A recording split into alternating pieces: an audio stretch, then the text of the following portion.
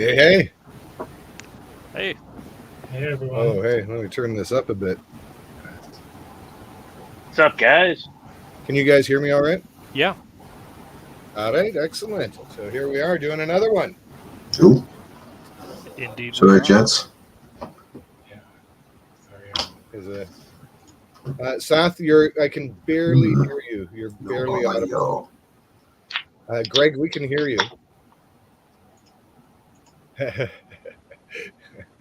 Did Jazz train Greg on the audio? No, the difference is we can hear Greg. Yeah. Well, remember the time though when Jazz couldn't hear us and we could hear him, we'd be talking and be like, "Fuck, Yes. it's not working." Yeah, that was something. That was pretty funny. Yeah, that was a lot of fun. So, Could you hear me better now? yes. Yeah, sounds good. Yeah. There we go. You hear me? Yes. Indeed. Welcome again. Awesome. Thank you. All right, we're at it again, boys. So this is it's great to see all your faces. I'm hoping we can do an in-person collab at some point.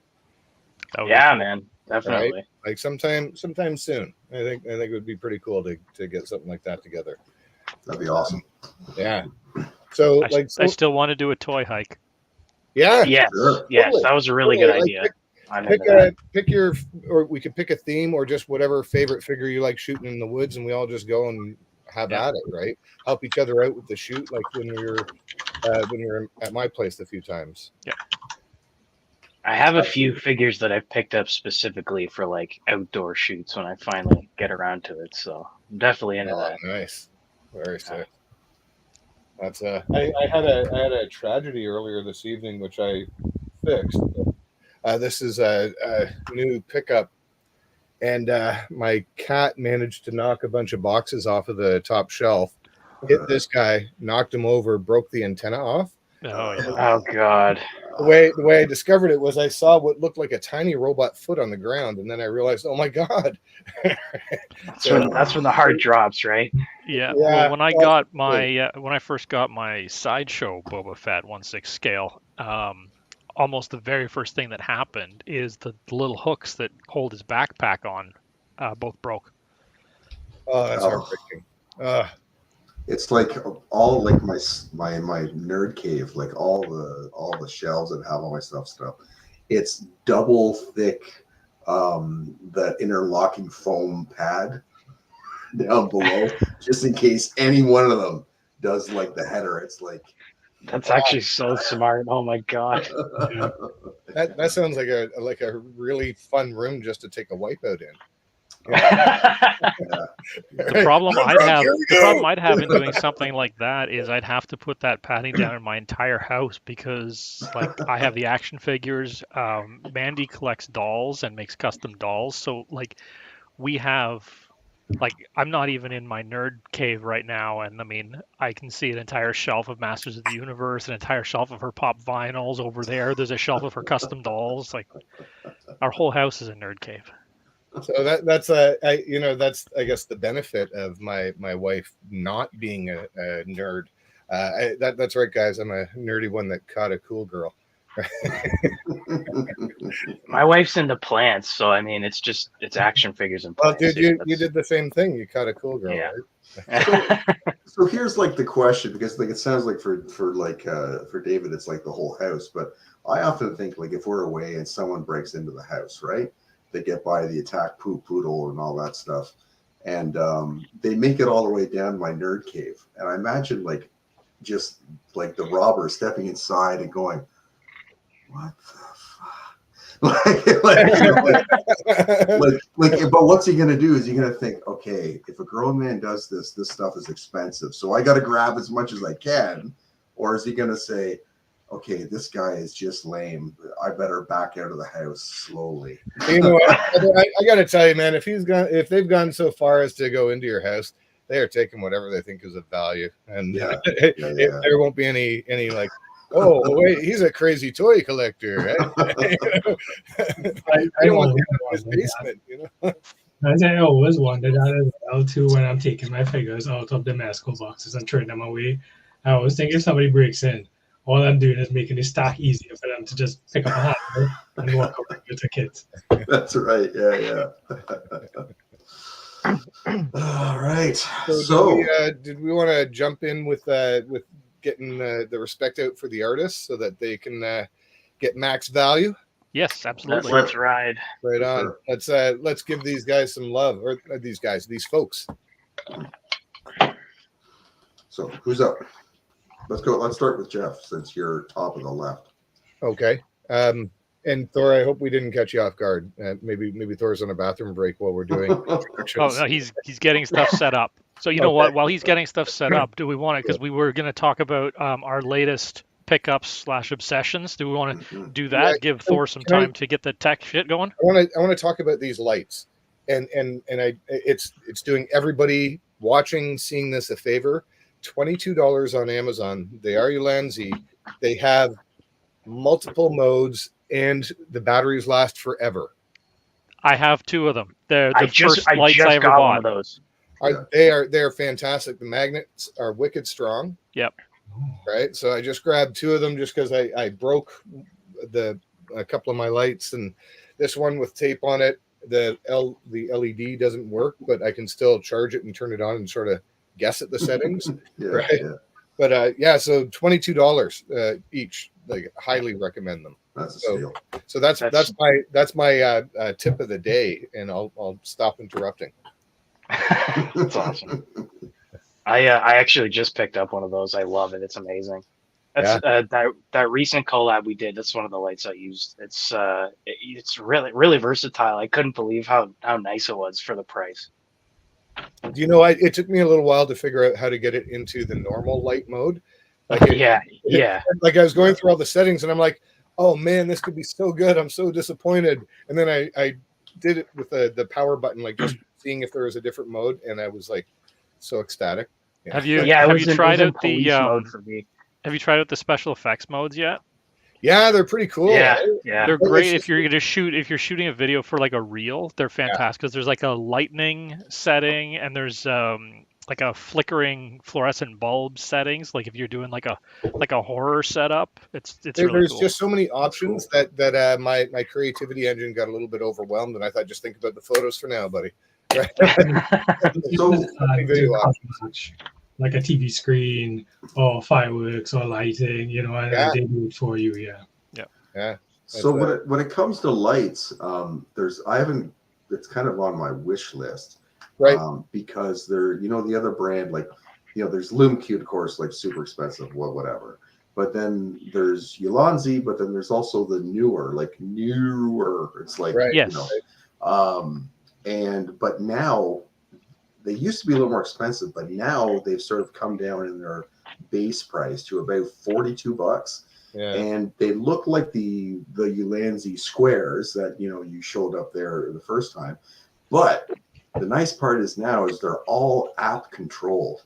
And I don't know about you guys, but I don't know how many times I've got the lights for $10 planned in behind something. Man, yeah. And then you're like, oh God, it needs to be, a higher, lower. But now it's all by phone, and you can network like 10 lights. Oh my God, I've got light FOMO.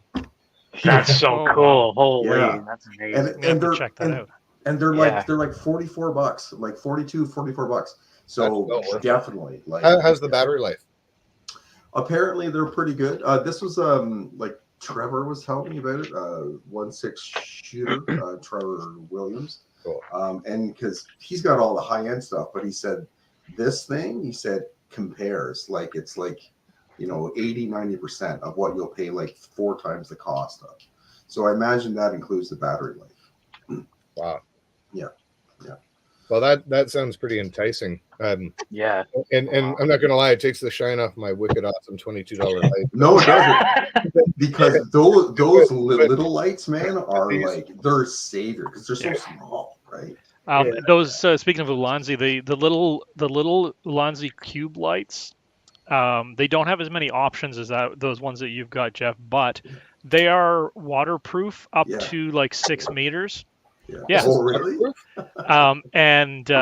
So when you guys see those pictures I take, the underwater photos I take, like in the river of like the diver, like the creature from the Black Lagoon and stuff like that, a lot of times I've got that cube light right off camera in the water.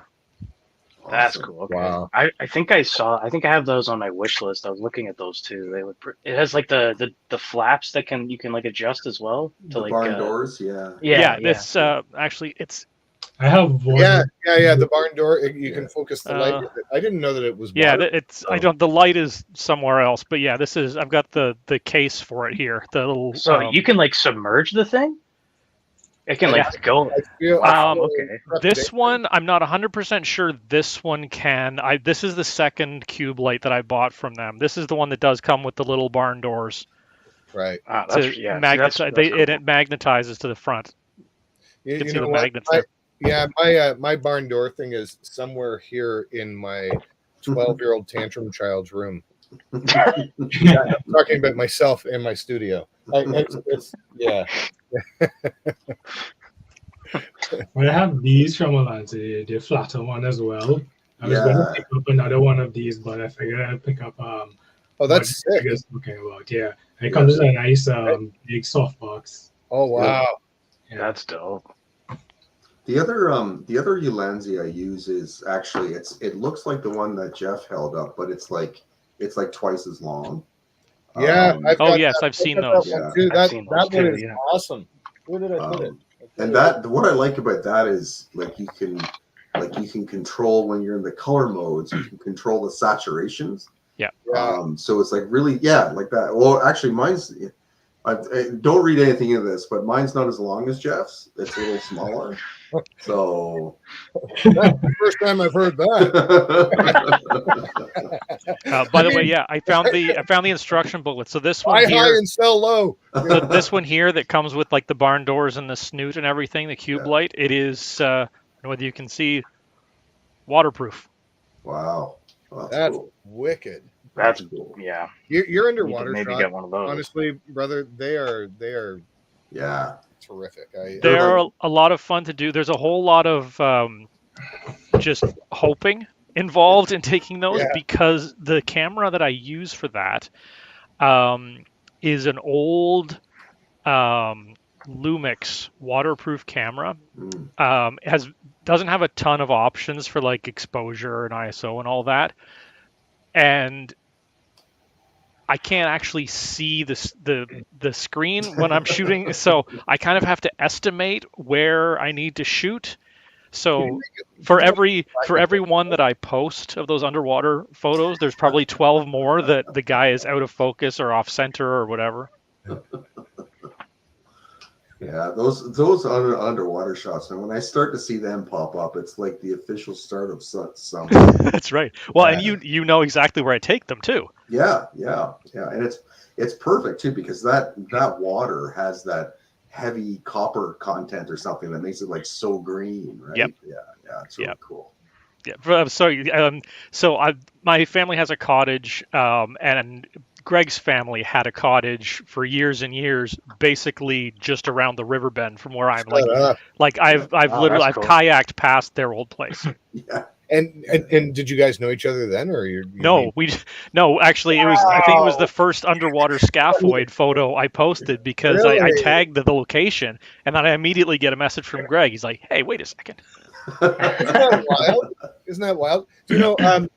This weekend when I was at Heroes World, I was doing security at the room where Iman was signing things and stuff at Heroes World, and the police officer that was there, the guy was named Dale. We're from the same area, same sense of humor and everything, and we just totally hit it off. It's amazing how we never met each other. We grew up in the same area, had all the same interests, same experience, right? Nerds that got pushed around, got big, got mean, right? And then got straight and then got nice again, right? Like, so it was wild meeting him. And I don't know if you guys saw the video, but he can beatbox. And so there was this guy that was waiting to meet Iman that could rap. Like he just spit a few lines. And I said, "Oh, dude, I wish I could just like randomly spit lines like that. And he goes, actually, I got a rap based on Marvel versus DC. Is that okay if I do it? And I said, yeah, I think the people in line really need to hear that, right? He started rapping, and then Dale, the officer, he starts beatboxing, and it was just one of those magical nerdtastic moments, right? Like we're all just people at the end of the day, like rapping, all into comics and everything. It was a pretty wild experience, you know. That's awesome. And then to tie it even further together, it turns out I went to university with the rapping guy. That's right. That's right.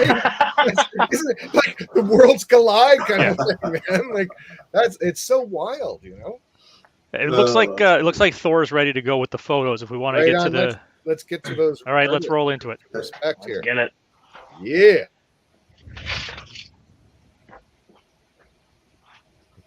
Psych. Now it's like an awkward. Nope, there we go. Okay, so that's cool. me. Yeah. All right. So this is one of my picks. And when we picked the three, I kind of picked two, like, you know, superstar accounts, which you may or may not know of, but are just a dream to go through. And then I like to try to pick one of under 1,000 followers. So this is Archer Hawk, and I believe he's actually, I think he's from France. But he's actually part of our, we're part of it's a collaboration that's started around Mythic Legions. And it's still mostly based around there. It's Myth and Fantasy Toy Pick is the hashtag, the IG hashtag, of course, that doesn't work for anyone because no IG hashtags ever work. Yep. So anyway, but we still all do the collab, and he's part of that.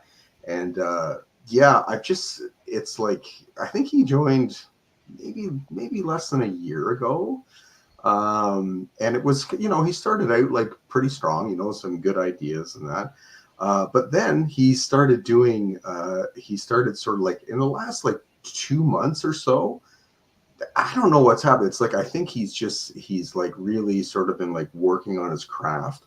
And it's just been like a sea change. And he posted this, I think this was not last week's collab, but the collab before. And he posted to the group chat, you know, which one of these two do you want? I looked at this thing, I'm like, oh my God, this looks like a guy who's been doing it for like 10 years. Yeah. Just seriously. Beautiful. And he's really like the most of us, since like the patent came off the Smoke Ninja, like everyone's got a smoke one now, right? Including myself.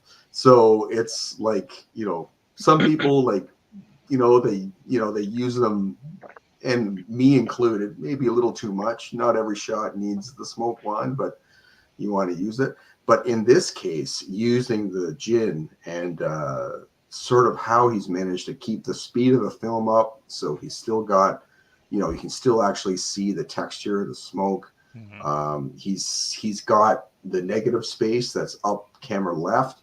Behind him there, it stays nice and darked out. The whole thing is on like the thirds, right? Coming across, and it's so nice and bright in the bottom, and the rim lighting, like it's like this to me is like nearly a professional shot. So that's it's great play with light. Yes, it really highlights the features of the figure, and that is something that I think we all try and do when we're that rim light coming in from the left side of the photo, just highlighting the sculpt on the figure is just really, really great. It helps it really separate from the background, and really the figure pops out at you. And you're right, the negative space. I love negative space. That's why I shoot so much in 16:9, because it gives me so much negative space to play with. Yes. This is great. And this is from the most recent wave of Mythic Legions? Yeah, this is from the Poxus wave. Okay. So it's all the magic users and that. Yes, that's and right. This is the Jin, and he's one of their new scales. Like beforehand, it was like the big trolls, the ogres, and then everything went down to like the human size. This is the intermediate, so this is the brute scale. Right. That's right. That's right. Yeah. I really love these figures. I just because of my current hot toys obsession. I can't dive into this. But Yeah. if I wasn't into the hot toys right now and trying to build that kind of little Star Wars universe for my stories, I think I'd be all over these. So maybe it's a good thing. I've got more space as a result. I've been seeing a lot of this line lately. It's been really good. It's a great line, man. I've done some photos with the figures that Heroes World has out on display. Yeah. And they are tasty. They're nice to hold on to. And the cardboard backgrounds that they come with work great in photos. You know, it's digging the line huge. And this photo is fantastic. Yeah. You said he used a smoke wand. What is a smoke wand? That sounds like really cool. So basically, a smoke ninja. They had the patent for a few years, and they were a handheld smoke machine. So it's basically uses the same fogger juice that you have for a Halloween fogger, or like the high school dance or whatever. Okay, right? So got you. Okay. Glycerin mix. But this thing here, it's about. It's kind of like the size of this, but it's thinner. And it comes with like a tube and different attachments that do different effects. But it gives you a lot of control because with the hose, you can direct it wherever you want it to go. And it's rechargeable, so it's really easy to use. So Lonzi has one. Of course. He moves on to the next artist, though. Sorry. Yes, please flick. So Lonzi has one, but then also Smoke S has another one too, and they're much cheaper. So cool. Thank you. Okay, I'm gonna look into that for sure. Thank you. That's sick. Ulanzi, wow. So yeah. So I think we're gonna then go. We're gonna go through each one of us first, because this is another one of mine. This is magnificent. That's cool. Like everything looks real except for the guy and the horse, but somehow that looks real too. It is so well done. Yeah, this is Lego Inspire, and they're the top of the game as far as mixed media Lego stuff goes. They mostly fantasy, a little bit of sci-fi, but they use scale photography mixed with the Lego stuff, like small scale photography. This is somebody that understood. Sorry, Greg. Go. I'm high in Johnny Interrupter pants, but I was just saying this is like a professional skill level that like I admire this. Like they should do workshops. This is somebody that knows how to use their camera. I'm a guy that plays with my camera until I get the results I want. Like on photo 85, where this is probably one click. Yeah, I mean, and they actually do a lot of behind the scenes too of it, so you get to see sort of how it's produced, and it's. I mean, there's post production with color and darks and all that kind of stuff, but it's pretty much all practical. So it's amazing, and they do really good stuff. For me, like I started out in Lego. I'm starting to get back into photographing it now, and I can tell you though that photographing figures and photographing Legos are two different lanes entirely. Like it's a whole other thing. I've tried to shoot some of my Lego Star Wars stuff, and there's a reason why you haven't seen any of it posted. Yeah, exactly. You got to have a serious macro for that.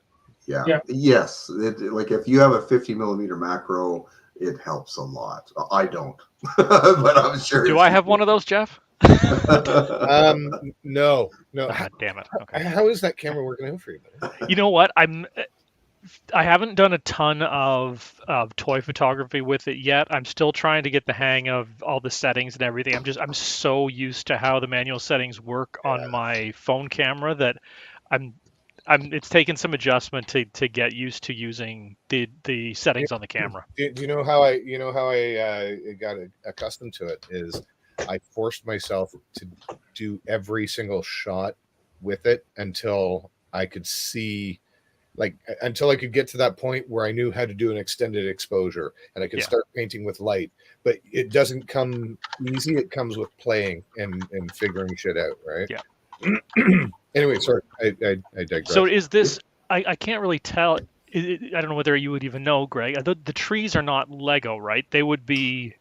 They're not, and Okay. like in the Lego photography world, you kind of either shoot all Lego, so backdrops, everything, environments, they're Lego all the way through, or you do what they do and actually what I do, and that's you shoot mixed. It's I don't think one is better than the other, although I do think that full Lego it's more expensive and it is harder. It's That- Well, another level. I was looking at that tree and I'm thinking just because of the way the focus is on the tree, Yeah. the leaves look chunky enough that they could actually be the little Lego leaves that like. It's just the way the focus is done. It looks like it could still be Lego. And this is actually where his genius is that they seem like they belong together. Yeah. And that's why he's top. There's not a single decision in this picture that I disagree with. You know, sometimes you look at a picture, you dig it, and then you're like, I just wish, or whatever. But there, like, I don't have any of that. Looking at this is just, I'm just receiving. My only opinion is, holy heck. You know? And I really suggest anyone go check out his thing. As you go through each one, you'd be like, that's my favorite. No, that's my favorite. Okay, no, that's my favorite. So, but feel free to click on. Okay. Yeah. So, so in our world, again, there's not a lot of Transformers that are wow, that's so good. But again, this guy, Android, really super nice guy. But he again is like he's top of the game as far as I'm concerned. And everything like his this okay. So this is a good example. This figure here, right? Everyone who's had a mild interest knows it's Soundwave or whatever. Yeah. You look at this thing, you think, okay, this is like the regular size 5-6 inch thing, right? No, wait, it looks too good. It's got to be the masterpiece, the 10-inch one and stuff. You know what it is? It's that. Holy heck. Oh. Yeah. No way. It's this tiny little thing that he's made look awesome. And that's what he does with all his stuff. He shoots all sizes. He's got all the, everything from the biggest to smallest. But he somehow manages to he shoots it well, but then it's his post work that's a genius. And this is just an extreme sets backdrop. And he's just managed to, he's added to it. He's done some stuff. But this guy, it's like, whenever I see these things, like, I kind of fall in love with like the line all over again, which is a sign of success as far as definitely. Yeah, but that's awesome. But yeah. So that's my again the rim lighting on this one is really cool. It really and I've always liked. See, I've never been a Transformers guy. Even as a kid, I think I owned 3 Transformers total, and they always somehow ended up involved in Star Wars. But I've always liked the designs of the characters, and this one was his name Shockwave, Soundwave. Soundwave is Soundwave. He was always one of my favorite designs. Yes. So this is really cool, especially today where like the ghetto blaster is kind of like a dinosaur. And you guys know I love what dinosaurs. I loved about this Transformer is I could bring it to school with me when I was perhaps a little bit too old to still be into toys. And nobody, unless you knew, you didn't know, right? Yeah. So that's why I love Soundwave, and even the little wolf thing that was inside of it, I fucking loved it. Right? Totally. Yep. That was the shit. That was my go-to because it was like a stealth toy. I had it with me, but nobody knew. And the almost soft focus on this really gives it like a kind of like a blend of cinematic and cartoony that really, really works for the character. That's it. I was trying to figure out how to describe it. You captured it perfectly with that. Yeah.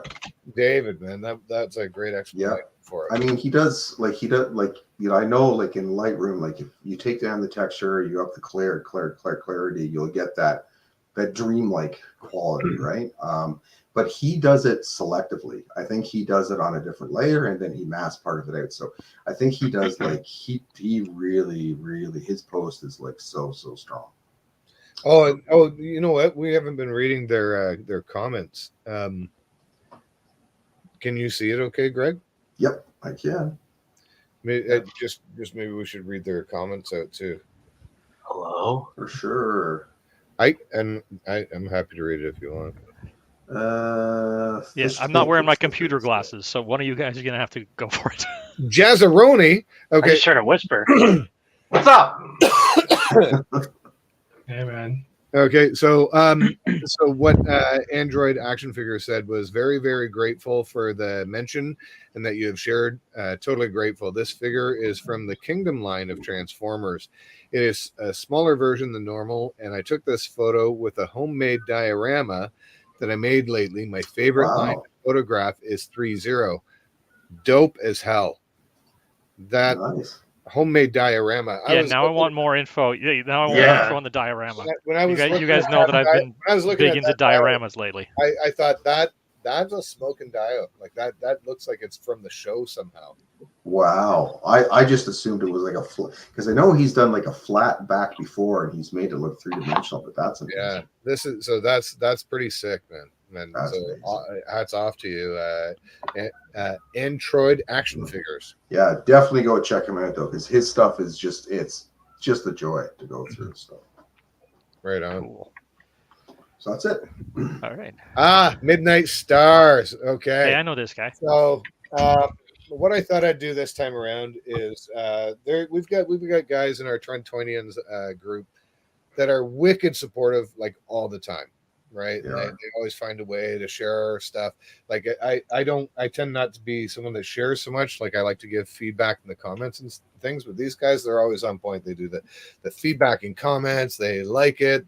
They share it to their story, and they're great artists. Right. So this guy here, Midnight Stars, he's always got the Joe stuff going on. He does his 3D printing to create his own custom stuff, and his pictures always tell an interesting story. And when the graphics that he adds here, it always looks like a box cover, like it looks like a action set, right? Like it looks like it's sitting on the shelf in Toys R Us.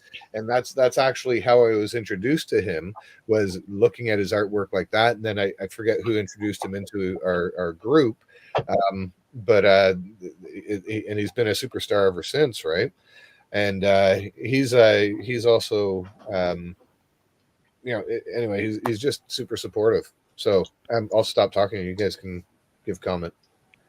Yeah, he is like inside of the chat. He's always first to to say looks great. Really enjoy that, whatever. And then for his own work, it's so much fun. And I gotta say, he does some of the best muzzle flashes ever. And just thinking that's going on right now. That's awesome.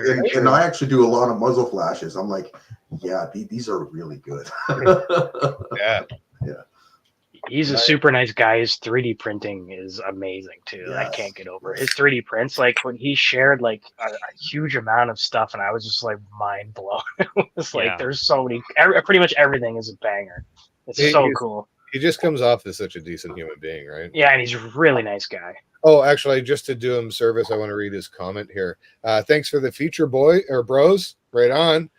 He uses Ulanzi satellites, iPhone 14 Pro Max. Favorite lines to shoot: classified GI Joe. Not news, dude. Not news. Yeah. Marvel Legends, Power Rangers, and DC. Big thanks, and then the thank you, the sunglasses, and 100%. Yeah, I like the colors in this one. It's I find that a lot of GI Joe photography, I shouldn't say a lot. There's it's not a small percentage of GI Joe photography tends to go for a more desaturated kind of gritty look.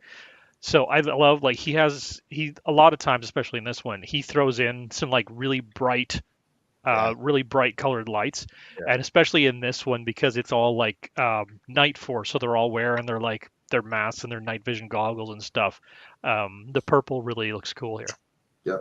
Yeah, it does. He is creative as shit as well when he shares your stuff and he posts the real things around it. Yes. Super creative, man. The guy's a freaking design superstar when it comes to those reels. I envy his powers there. He's done some cool collages for us. Yeah, Yes. yeah, he Yes. really has. Yeah, yeah. The guy, he's just all around solid, right? So I thought he absolutely deserves a feature here. So let's check out our next dude from the group. All right, Oh, Oh, yeah. yes. 22. He's Oh, always got nice. something fun going on, and there's and also incredibly supportive, right? Yeah. Like he's always there, and has something kind to say about your work. And this photo especially, it stood out to me because he's got, like, look at the perspective and everything. Like, it's all on point. Like, that looks legit. That's a very expensive photo right there. Yeah, it is. Yeah. When he first showed this, I challenged him to take a picture of the hiss driving through a river, and he has yet to take up that challenge. Well, I guess there's high risk of part lossage, right? Oh yeah, well, and it's And electronic. Shorting the whole thing out. Yeah. Oh, wow. So, and it's also what, $500. So, Yes. Is that all? yeah, I know. Jesus. Well, I guess to the Hot Toys collector, $500 isn't that bad. No, actually, no. You know what, man? Hot Toys, I would say they probably like you can expect 230 to about 260 on many, and then there's the odd one that's like 450 and up, but that's not. I buy $35 McFarlane figures, Jeff. Anyways, back to the photo. Yeah, I yeah, love so, my but I only favorite thing buy about one. this photo. So my favorite thing about this photo is the most expensive and fanciest part of it is the background. Like, I love that. Yeah. It's almost like, not that it actually was an afterthought, but it's like, Yeah. I need to take a picture, this really cool picture of scrap iron. Also, let me just throw this $500 thing in the background to see how it looks. Like, Yeah. it's not like a lot of the So photos bland. that you see of the hiss. It's like, Yeah. this is the hiss. Like, I paid a lot of money for this. Please look at it. Whereas Yeah. this, it's like, I like this guy. Mm. I need a cool background that fits with it. Yeah. And it just works so well. Well, it's this way? basically a $500 dial, right? Well, that's the thing. It's like, And you it's gotta treat it made like to that. be a It's background not piece. It's not the feature. It's Yeah. just really well detailed. What the Yeah. hell? I'm gonna call Jazz. Jazz, what the hell are you doing, man? I was gonna say, that's audio problems. That's got to be him, right? There's one other thing. Saf, that- did you say you were having audio problems? I just noticed your message. Yeah, could you guys hear me? I think my Okay, mic, I can hear Yeah. you now. Yeah. Yeah. is it clear? Yep. Yeah, it's clear. Yeah. Yeah. I think my mic is picking up the background noise, like you guys chatting instead of my audio. Okay. Could be. That's Yeah. me instead. Well, dag nabbit. It sounds like it's okay now, though, Dorotha. Okay. Sorry, it's- Greg. I interrupted you when you were. No, okay. it's all right. It's all right. Just one other thing about the shot. I think that's really great about this is that, especially David, as an outdoor photographer, scale Yes. is always a challenge, right? Yes. But he picked the rock here, and everything in the background is far enough away, far enough out of focus, that it just looks right. Like it looks completely believable. And that's an excellent point about scale. I can't tell you how many photos that I've taken, outdoor photos I've taken, where I thought it was fantastic, and then I look at it and there's a damn leaf in there. It's like it's an 8-foot leaf. Yeah. Yeah. Oh, actually, I should read his comment here. Oh yes. Thank you so much for the feature. For this picture, I used my Canon EOS 2000D Rebel T7. I added a lume cube to get a sharp rim light on the left side of the characters and a reflector to get the fill light on the right side. My favorite toy line to shoot is G.I. Joe Classified. Again, not a surprise, right? By Hasbro. And I just started photographing some amazing Yamaguchi from Kyoto, and I am loving them. Yeah, so I mean, I just dig the work and also just another decent human being from our group of excellent people. Actually, you know what? Before I forget, speaking of decent human beings in our group, I just want to give a shout out to our friend Mike, who's going through some shit right now. Yeah, We're here for you when you need us, buddy. Yeah. Mike, you know that we're there for you, and Hey, yeah, you need anyone to talk to, we're here for you, man. Yeah.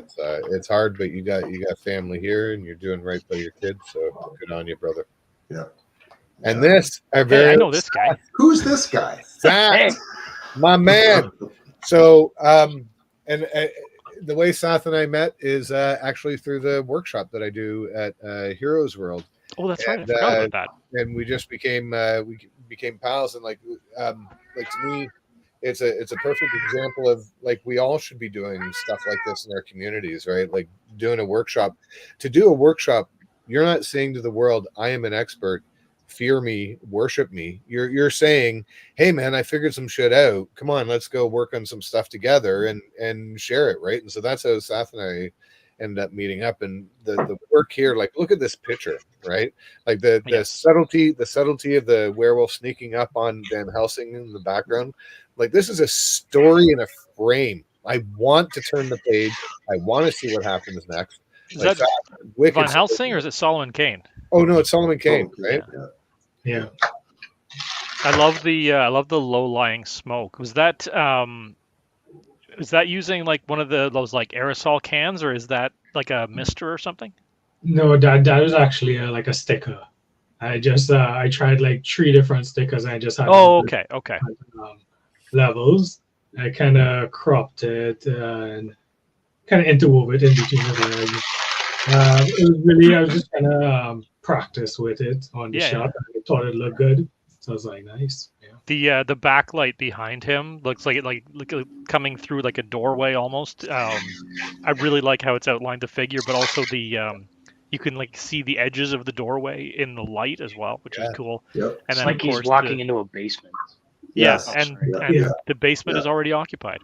Yeah. And I actually built out a cellar in the back there. So in the back there was like a lot of stacks of like old crates and stands and so on. But you know, it looked better with the darkness and him coming out and trying to catch that low light. So I cropped that out and isolated it because I kind of wanted it to look like he's down in a cellar. It's a bright full moon, so that's giving you that ambient light. And there's front light coming from the torch. Yep. See, actually, it's funny because my first thought when I saw because you can sort of see just to his side there, you can see the edges of the stairs. My first thought was he's gone down into a crypt. Yeah. And I think the thing that I really appreciate, Seth, and I've noticed with like your last few shots is I know that you also submit to Moz's show, Moz's Toy Box, and I think some of you guys know about this. It's like they do like critiques on stuff that's submitted to their account, and it's run by like 4 guys, and one of them's Trevor. Pablo is another guy from PL Photography. So some guys who really know their way around. And I've noticed though in the last few shots that you've done, because I know you tune into the show and you comment on their comments, I see their suggestions being incorporated into your newer shots, and they're really working well. Like particularly like here, like I can see here, like just like David mentioned, like outlining the figure. You've got the rim lighting, but then it's like on the thirds, right? You got the leading lines of the light that's coming like down towards the guy's face, and coming up from down below, all pointing kind of in towards the torch and him. So, yeah, man, I see all the great advice that you get on that show, that you're folding it in and it's working out. And that's a good point you say, Greg, because I think as somebody who started taking photos like last year, I always wanted to learn more about taking photos and lighting and these things. And I was like doing my own amateur painting and trying to do dioramas. So it was like when I saw Jeff's workshop, to me, that was a good way to have someone to answer those questions. Because I was looking at things on YouTube, but sometimes it's based on their knowledge and not necessarily my knowledge. It might just sound like a bunch of gobbledygook. So, whereas Jeff kind of got me started. And when I did the last Pic Bar stream with you guys, talking about taking photos with a phone, I learned a lot from David, Greg, Jeff, and you guys about settings and all of that. And then to me, that's when my photos really changed. That's when I did that Superman pick. And since then, I've been trying to do something every week. And, I could show it to you guys and you all will say what works, what doesn't work. I'm trying to take that back to challenge myself in next week. So I found that to be a really helpful part in gaining that knowledge to keep me motivated because I'm always learning and doing something new, right? Yeah, it's great. It's great. It's we can see the evolution too. So it's I mean it's working, and actually what you said about, I think it's important to highlight that about shooting with your phone. You don't need a big fancy camera to do this kind of stuff. Seth shoots with his phone. 90% of what I shoot on my phone. I lucky enough that my phone has built-in manual settings, so I can adjust everything manually. But just grab your phone and a toy, and you're good to go. Yeah, that to me, if you've got a phone, a figure, ambient light, and another light source, like even a pen light or anything, you've got all the tools you need for a wicked shot. And a stubborn streak doesn't hurt either. Yeah. The camera isn't going to give you a good shot, right? You need to learn your fundamentals and take all your crappy pics with a phone before you invest into better equipment. Yeah. And honestly, like before I got into the DSLR is I borrowed a camera off of a buddy, right, who had a spare that he basically I just called out to all my Facebook friends. I said, hey, I want to try a DSLR. Can anybody hook me up? And he let me borrow it for a couple of weeks. And then I found the Olympus that I gave that you and I traded for, David. And but that Olympus started my path, right? And I traded like an old laptop for it, right? So it's been like carrying. It was at a hawk shop place, right? So that was awesome. And then I bought a whole bunch of stuff off of Amazon, like all the card readers and everything, right? But it was that was the journey. But also, it's got to be what works for you. But the most important thing that I like to get people excited about is you already got the tools in your pocket to have a good time, right? If you're into figures and you want to find something to validate that wicked piece of plastic that you just spent a bunch of money on, take an awesome picture of it, right? And anybody can do it. You just take a flashlight even and just hold it really far away to manage how or put your hand over it or whatever, so that you control the amount of light you want to have. You always want to try and have that edge to separate the figure from the background, but then ambient light and that, you've got all the tools you need, right? And I think most importantly too, once it makes you happy and puts a smile on your face, that's what really matters, right? I mean, Instagram likes and all of that, it's a popularity contest, it's an algorithm, make it about you and what makes you happy. Well, you know what I think about, Seth, is years ago when I used to cartoon a lot and it was practical media, like in a sketchbook, I was really excited to do that picture, just as excited as I am to do the picture, the photos now.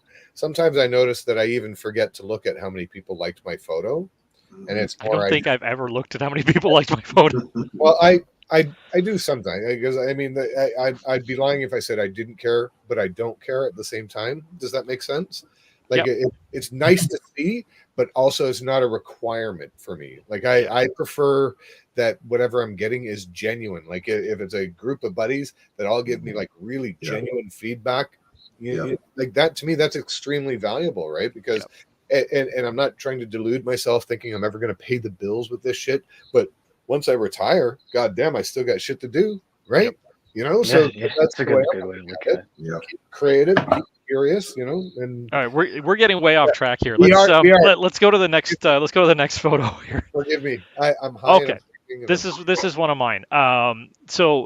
I love Leanne's stuff. I know, it's She's so good. She does photos that always have. So there's some toy photography you look at and it's like a really good photo, and then you've got some that's like a really good character piece, and she really always blends it so well to have a really good photo that shows really good character. And like, just as soon as I saw this one, I was like, this is this is fantastic. You know, CoverGirl's just sitting there. She's just murdered a bunch of cobras. She's sitting on their corpses, and now she's updating her Tinder profile. And I just like, I love the whole feel of this one. The vibe is so fun, right? And, Like and considering sitting on a pile of bodies. Yeah. And she is like a master class poser. Yes. Like Yes. untouchable. That is so Like, natural. it's That so good. just, Yeah. it just is unbelievable. Like it almost looks altered digitally. It's so well done. Yeah. You know what she also does really well? Her music selection for her shots are always on point. Yeah. Yes. Always. Fuck you. Like, yeah, like the Lily She has Allen. great taste music. yeah, and it just fits, and like it always fits the photo really well. It's no, she's a great artist. Yeah. Okay, I need to look up. And I did wonder if that body part was digital a few times, or at least the edges or some parts, because it's so well done. Yeah. She actually has a behind the scenes shot of it.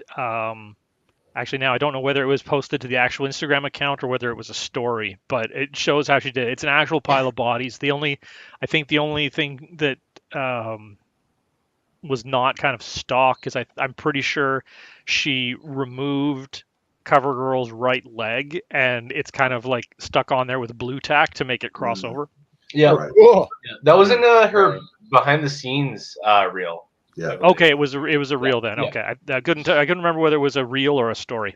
Yeah, I remember seeing that. I was like, "That's perfect. She Yeah. did it so well." You know, she did this shot, which is like, you know, lots of people had sort of done similar before in the kind of the distant past or whatever, but she did it so well. It was one of those things where maybe it was Destro on a throne, and he was surrounded with like a ring of guns all like pointing. Yes. Like like, towards him. yes. It's stuff like that where I'm just like, oh, Yeah. it's just so cool. Yeah. And it's all white, like stock white background, right? So Yes. Yeah. Was it Destro or was it Zartan? Is that Where one, I can't remember who. yeah, she had the Balaverse guns That's right. all around her. Yeah. I think she bought 2 of those giant tin cases Yeah. and just Yep. surrounded It's like him. I can't recall what comic cover it was. Like I know that Animal Man did a rip off of it, you know, years It's back when it from came a out. shot in that terrible Suicide Squad movie with Joker laying down with all the knives around him. But there's a comic book cover from the 80s that did it like first. I was gonna say, wasn't there also a John Wick poster that did that? Yeah, that sounds like it's John John Wick. Wick. It's all like a trope that's taken from this thing, and I can't remember what it was though. That'll be a little research project. But anyway, So aside from the fact that it's kind of morbid that she's sitting on a bunch of dead bodies, it's still a very fun photo. yeah, And that background, the every choice in this photo, and the skill used with the camera to get that. All of her backgrounds are digital too. I was gonna say, I believe that it digital as in added in later, or like mean on a screen. it's Being on the screen, she like adjusts an the iPad lighting or accordingly. something, It looks practical to me. Yeah, Like, that's what I thought. I was pretty sure it was like on a screen behind the yeah. oh, this is tasty. I still haven't figured that out, but she manages to do it so well. That I she, know, like, I tried all the to do colors it. blend. I tried to do it with one of my with my Superman figure. I like got like this Metropolis skyline and like put it on a screen, and I'm like, trying to light the. I'm like, how in the living hell do I light this without getting glare on the screen? It's hard to do. You It's gotta really tough. angle. What you do is you put the light just past the figure between the TV and the thing, and then angle the light so that it looks like it's coming from the. And then if you're doing it from the front, pick an angle that angles it away from the. You can get there. It just takes multiple lights, like a lot of lights. and you can only do it when in like a well lit scene, because if you try for something dark, your background is luminescent. So because whatever your subject light is cannot be. It's got to be at least 20% darker than the background. But you can do that with like a window or something. Like if you wanted to highlight a dark room with the detailed room in the background that's dark with a bright light as a bright window as a focus, monitor would still work as long as you watch for the splash onto the screen. And I mean now, but Do it. again, way off topic. But now if you get like a black panel, like a 4K, then the blacks are black and it will work. If anything not 4K, you'll be fighting it. So, Yeah. Okay, let's head on to the next one. Surprise! It's a dinosaur. What? I thought that was yours. I thought it was one of yours, David. Yeah, Very, same. very similar style. It looks cool like shot. a Dave shot. That's a cool Yeah, shot. this is awesome. Yeah, That's this very cinematic looking. Yeah, so Right? it reminds me, obviously it reminds me of Jurassic Park because it's a Jurassic Park toy.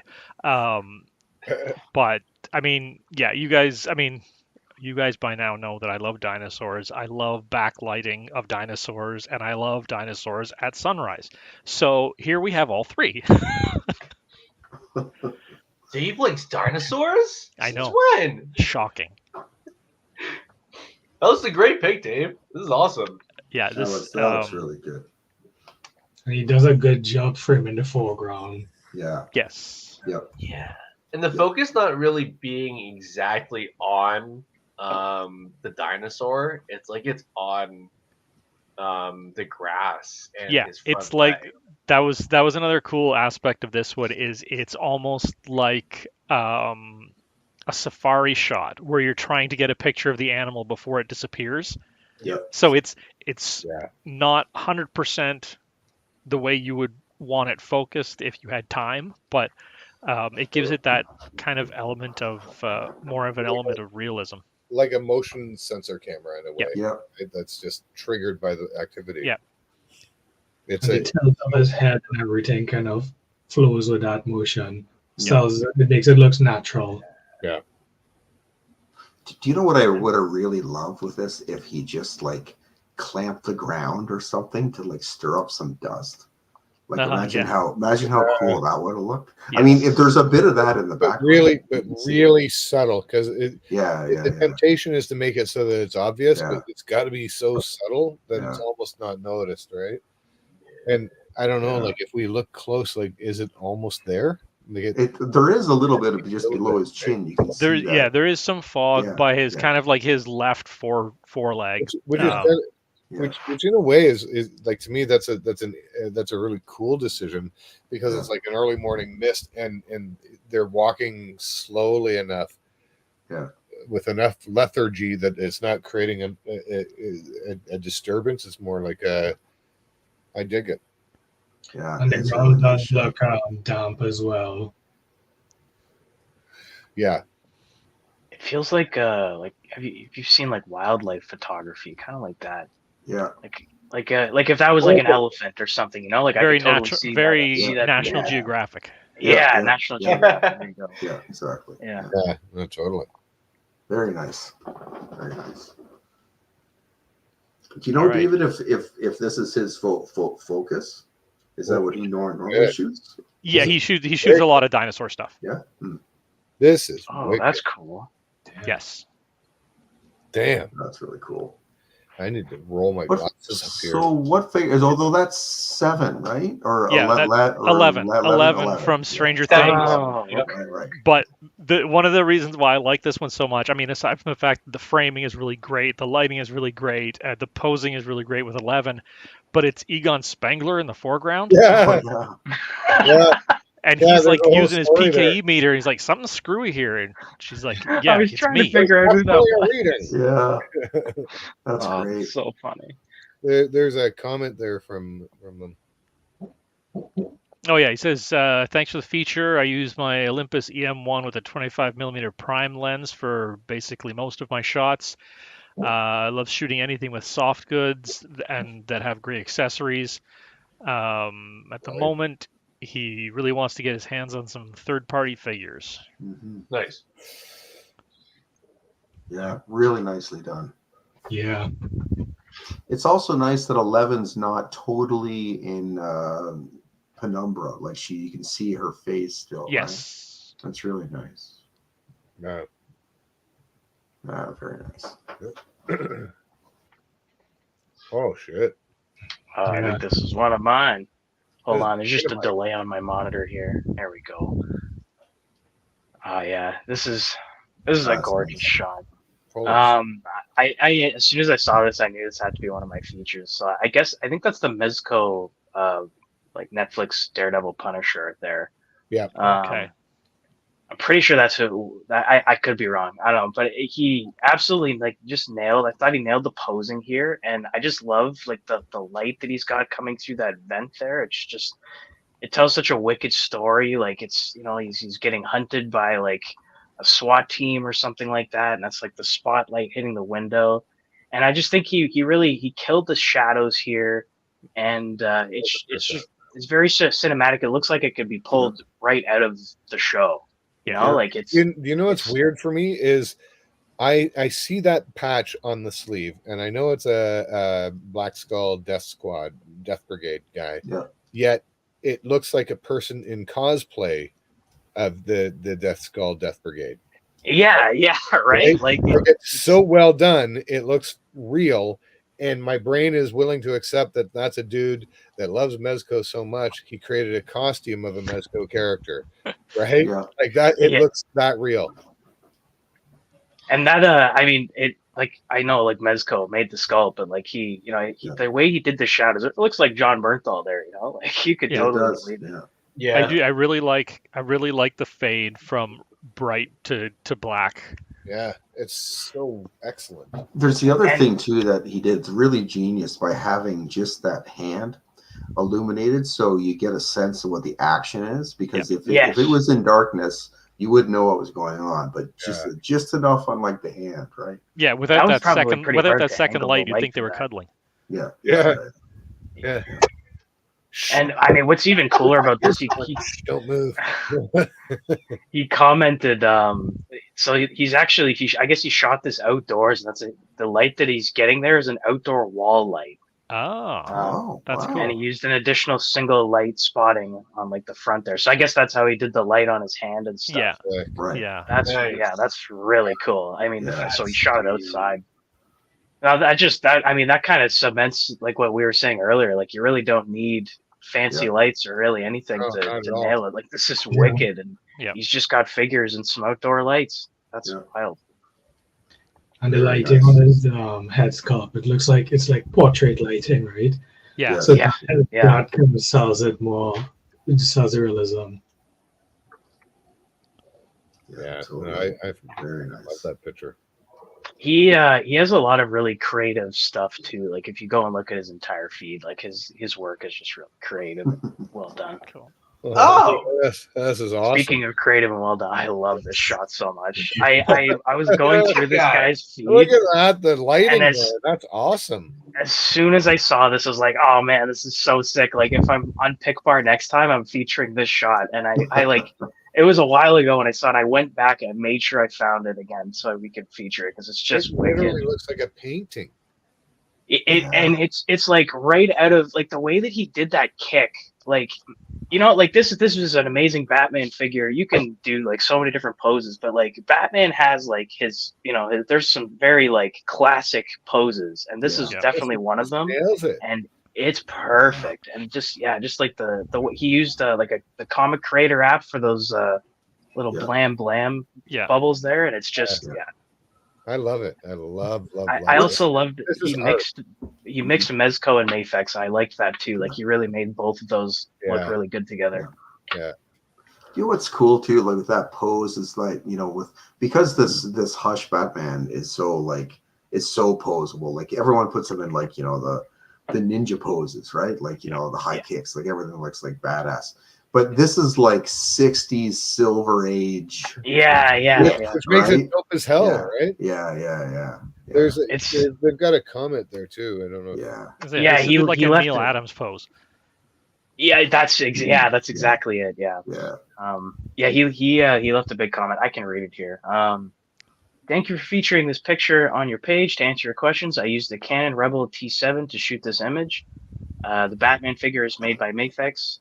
The Two-Face figure is Mezco. The background is made by Extreme Sets.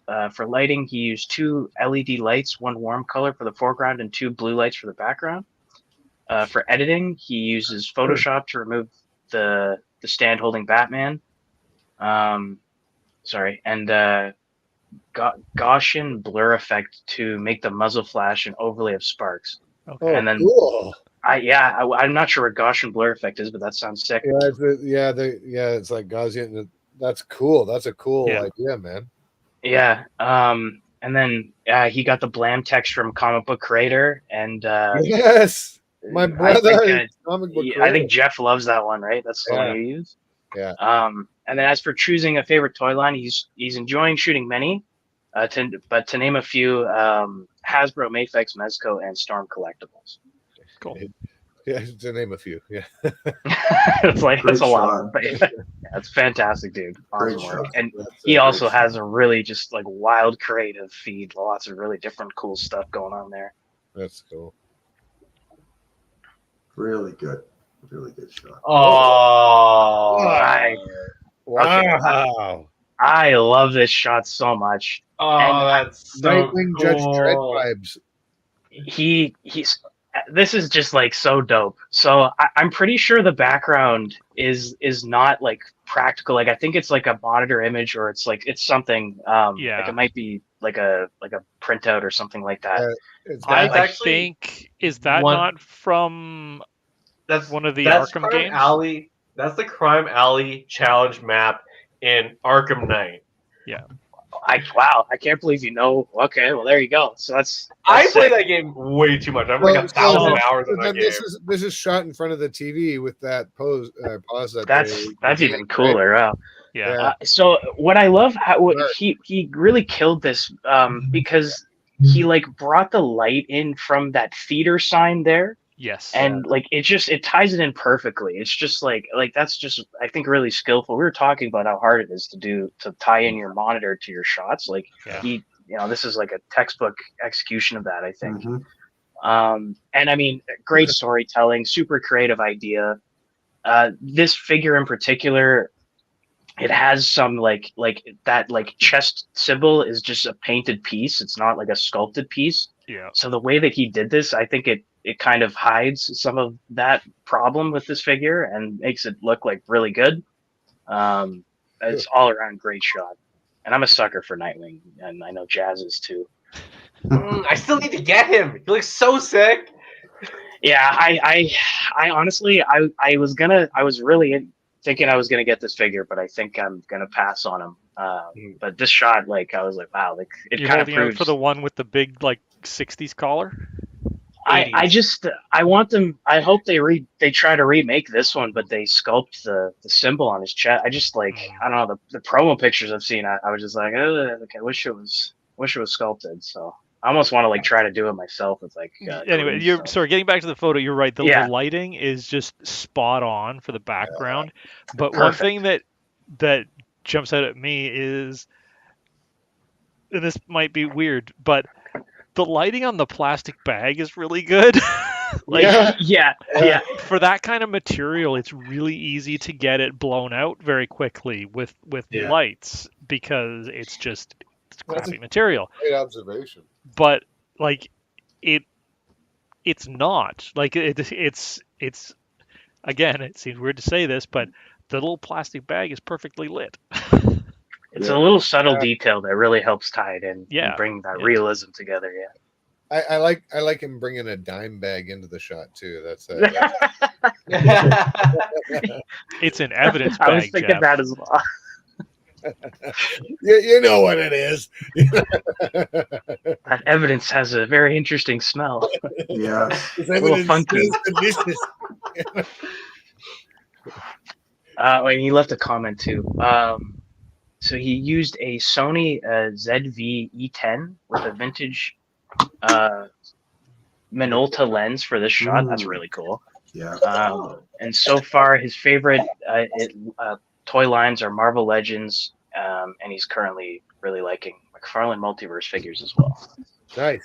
So I just learned last week that these vintage lenses, that apparently one of the effects that they have is they basically put in a radial blur at the edges, but it's naturally because the way that they're done, they're a straight convex design, and they're not like a modern lens, which actually sort of goes in then out, and it compensates. So with Okay. a vintage lens, some guys are shooting more and more of them now because when you shoot it, it gives a natural blur around. Oh, that's interesting. That's really cool. Which is, I just learned that last week from another show. So if that's what's happening here, you kind of you can see in the maybe the blurriness of which works perfectly of the background is achieved by the lens. It's like a natural vignette effect. Yeah, that's right. Cool. Yeah. I love that vignette effect. Subtle. Yeah. It's so subtle that only you put it there. Yeah.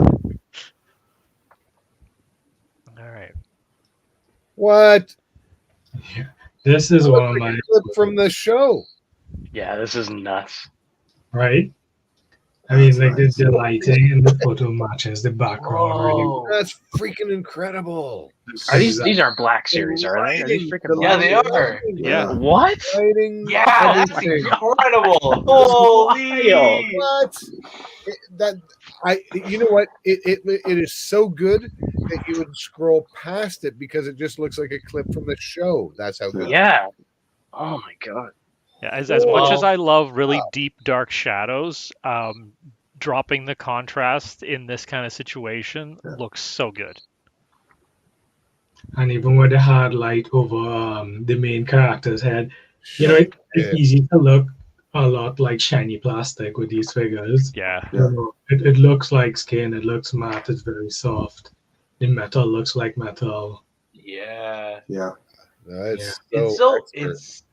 It's really well done because it looks like they brought down the texture in the photo, but they left a lot of the details there. So like the clarity is still pretty much up for the armor. Yep. Yeah. And Carol, they've got a comment there too. Okay, I guess I'll read it. Thank you so much. Love the questions. I used the Canon SX 510 camera to shoot this shot and my recent ones. My favorite toy line to photograph would be Star Wars Black Series. All of his shots are Black Series. I can't. That's insane, man. Yeah. I'd be interested to know. Black Series are famous for having shiny skin tones. I'd be curious to know whether or not they actually used some like matte sealer on the skin tones here, or whether it's just lighting. Yeah. Or post. Yeah. You can be post. Or they just froze a frame from the show and if you told me these were hot toys, like I would totally believe it. That's what I thought first. Yeah. Right. I actually have this figure, and the head sculpt isn't as sharp. They've recently been doing really, really well with a lot of their recent sculpts. So, because I did have. You're trying to get into it, Adam. No. Do you know what else he's done well here too? And this I think helps make it seem like a premium figure is that a lot of the giveaways for Black Series and all Hasbro stuff is the claw hands, right? Yeah. But he's hid them all here, and like the only two he has here, he's hidden the fact of how they're shaped. Yeah. So yeah, man, he's thought this through, and it's turned out great. Yeah, no, and so you know what? It's like, again, I've said many times that we see so many toy photography shots that are like fight scenes or battle scenes or explosions, and how much I've said many times how much I love like the quiet moment toy photography as well, and this is a perfect example of that. Yeah, totally. And this is another one of my shots. That's cool. He only shoots Predator figures. So that's his style as well. With the photographers I try to choose to are people with like under 1,000 followers, relatively new people, just to kind of get them out there. And I thought the shot was beautifully done. It's digital, but he matches the lighting with the console. He matches the ambient lighting around the ship. It sells it really well. Also, the console is. So the console in front of him is. fake, for lack of a Digital. better term, too. I assumed it was a prop actually in front of. Yeah, Yeah. Same. Prop. I thought it was part of the Yeah. whole picture. That's cool. The Yeah, thing he's I done a love good about it job. is it literally looks like a B movie scene, like somebody in a costume, not like a figure. Yeah. Yeah. It looks like a B movie freeze frame. Yeah. Yeah. Which is fucking amazing. Yeah. Right? Yeah, and the lighting between the It's background so and the figure perfectly matches so matched. well. So perfectly matched. It just looks like a freeze frame from a live video.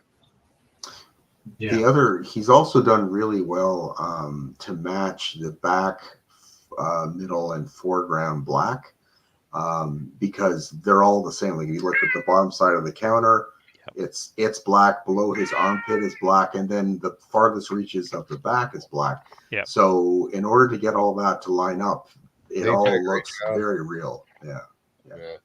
Very cool. The console looks a little bit AI generated to me. I think if there was some more blur on the very front and the very back of it, it would probably integrate it a little bit more. But I mean, man, I didn't want to comment on, but yeah, if that in the foreground there, like if that had a bit of the haze just run over it, like even with the smudge tool or something, like just to make it look blurred a bit to account for it being closer than the figure than the focal point, then it would have been 100% sell. Yeah. Yeah, that's fair. But either way, it still looks like a freeze frame from a B movie with maybe effects that didn't account for that, right? Like, And totally.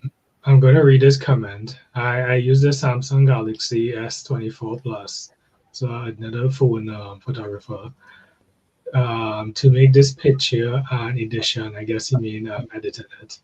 I use a spotlight on my TV with a red screen too, and I turned off my room. That's cool. See, cool. That's an awesome example of exactly what we've been talking about, right? You don't need the fancy tools. You already got a TV. Set it to like a blue screen setting or whatever. You know?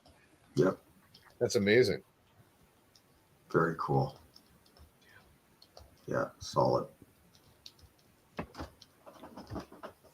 Oh, Ray! Whoa! This is so sick, man. Oh my god. You know what? Okay, we just found a new winner for most expensive photo. Yeah. No kidding, also, imagine I was teasing him about action figure dominoes. He was saying it was the struggle was real, right? Yeah. Totally. He took 3 days to set this up. Okay, hold on. I got to count these figures. Okay, 1, 2. You guys go ahead. Around 30 figures. But what a shot, though, right? How did he fit all that on the screen? And seriously. Here's the thing. It doesn't look like a pile of action figures. Every single figure is thought out and posed like an individual reaction, a real person. Yeah. Okay, there are 28 figures in that photo. Yeah. Is that including the vehicles? I'm including a driver in the hiss, and I can see I think 2 figures mounted on the hiss. But yeah, it includes the people in the vehicles, the trouble bubble thing. Look at that, and even just the suspended figure in the background on the sled. Oh yeah. There. All the jumping figures. Like if you zoomed in on different pieces, every single figure is planned for where the camera is going to be, and they're in their best position possible to look cool for that view. Yep. It's so well thought out. And also, this guy's an awesome guy in the community. Yeah. Ray's a good friend of mine, and I mean the thing that we always tease him about is like Ray does absolutely nothing small. Everything is always a blowout all the time, and it looks great. Now, is he the one who did that massive like tavern diorama for Mythic Legions, or am I thinking of someone else? Yeah. Like he also 3D printed his own helicopter. Yeah, that was a really cool project. It's like the Avatar one, so it's like 2.5 feet wide. Yeah, the thing is massive, man. Yeah. You said you wanted to like have a whole fire team fit in there. Yeah, I think it fits 10 guys plus that's 2 crazy. pilots. Yeah, it's huge. I mean, when I was over at his house, it's like a coffee table and a half. Like it's Holy heck. massive. So it's huge. Yeah. I admire his ability to keep clean with the big stuff. Yeah. But this though, like, and I mean, I've seen like a lot of different photos like this. This was done as a request for the GI Joe Northern Outpost Outpost banner. So they wanted something big and wide and that, but yeah, I mean, like all the stuff that Ray does, it's like there's always like a rumble in the jungle all the time, right? And they're so good for all the reasons you just said. They feel so deliberate. Like it feels like a jigsaw puzzle that's come together at the very end and just produce these epic scenes. So yeah, so good. It also feels very much like the show too. Even though that there's like the modernization Yeah, of classified, it feels like the cartoon. Yep. You cue the GI Joe music and you see the shots. Yeah. That's right. Yeah, totally. I totally hear it. Yeah. They've got a comment here as well. I don't know if anyone wants to read it. Who's reading? Thanks again for the nomination and feature, guys. I actually have a pretty basic setup. I use a Sony. That's not basic. Yeah. That's not basic. Yeah. Yeah. So it uses a Sony EVZ10 and a Sony SEL90M 20 GFE90. You get the idea? Macro Yeah, it's a mouthful, brother. Yeah. Right now, he loves shooting his GI Joe classified figures, Mythic Legions and Mezco. He appreciates the love and feel free to ask any questions. He's a really nice guy. I definitely say follow him. And follow everyone. I just love how he says, I have a pretty basic setup. Says the guy setting up 28 figures and 3 vehicles for one shot. Yeah.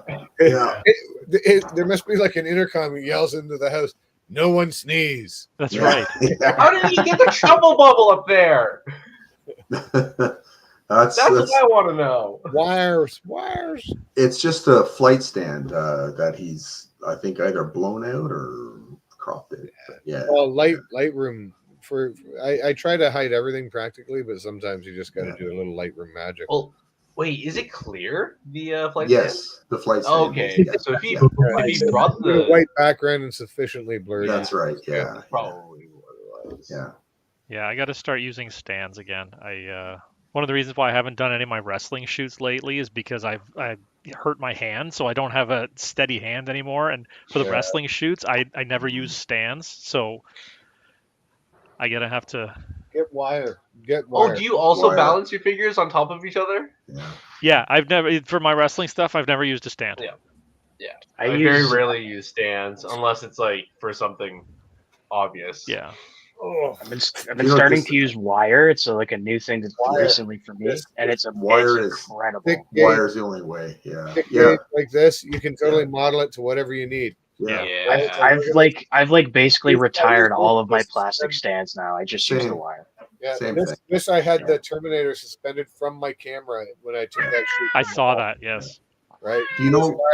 Get a heavy gauge wire that you can still mold with your fingers, and I bring pliers just for the small little corners to bend it. Yeah. But it's sturdy enough; it can support a figure. You just leave the camera; it stops shaking eventually. To tell you the truth, even when I have a figure just standing there, he's wired. Because I'm tired of stuff falling over while I'm like moving stuff around. Right? It's all wire. I bought some wire to use as stands. I think it's probably like gauge 10 or 8, and it always bends. It is never heavy enough to hold the figure. What gauge do you guys use? Shit, I just threw out the package. This is actually, if you go to Dollarama and you go to the floral section, it's the silver wire that they use for doing the larger wreaths. Can you see that stuff? Okay, yeah, that's pretty okay. Yeah. Right? So like you can bend it, Now it still has some spring to it. Yeah. Right, but if you just hold the scene steady, and also if you have multiple points of control, then the wiggle is less. But this is really sturdy stuff, and you can easily mold it with your hands. Except for like when it starts to get into the really tight corners, then you need. I recommend pliers, right? Like I did this, I did that twist to join it with pliers. Okay. Yeah. I think it's 16 gauge that I use. Pretty sure. Sounds about right. Yeah. And the other cool thing about it is, if you see this end here, you can actually just put that up like through their big hole or whatever, up through their ass or whatever, through an armpit hole, and hold them that way, right? And you can hold them multiple points. You got armpit and then up through the side of the leg hole, and it just goes up into the body and it just holds them in place. The other thing too, like if you have got some black twist ties, just create a tight loop at the top and put the twist tie through and kind of tie it off, and then that you can tie that around the waist, and then that basically acts as like, you can do whatever you want then. And that's genius. You delightful bastard! You've just solved the world.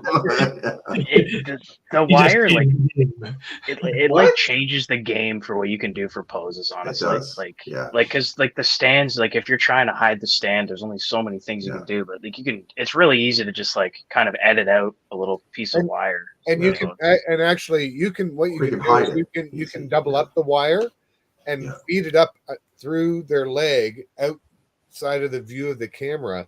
And you can bend the wire to the shape of their leg, and it can still hold them in place because you've tripled it up. So kind of like the samurai sword kind of folded over thing. You get more strength, right?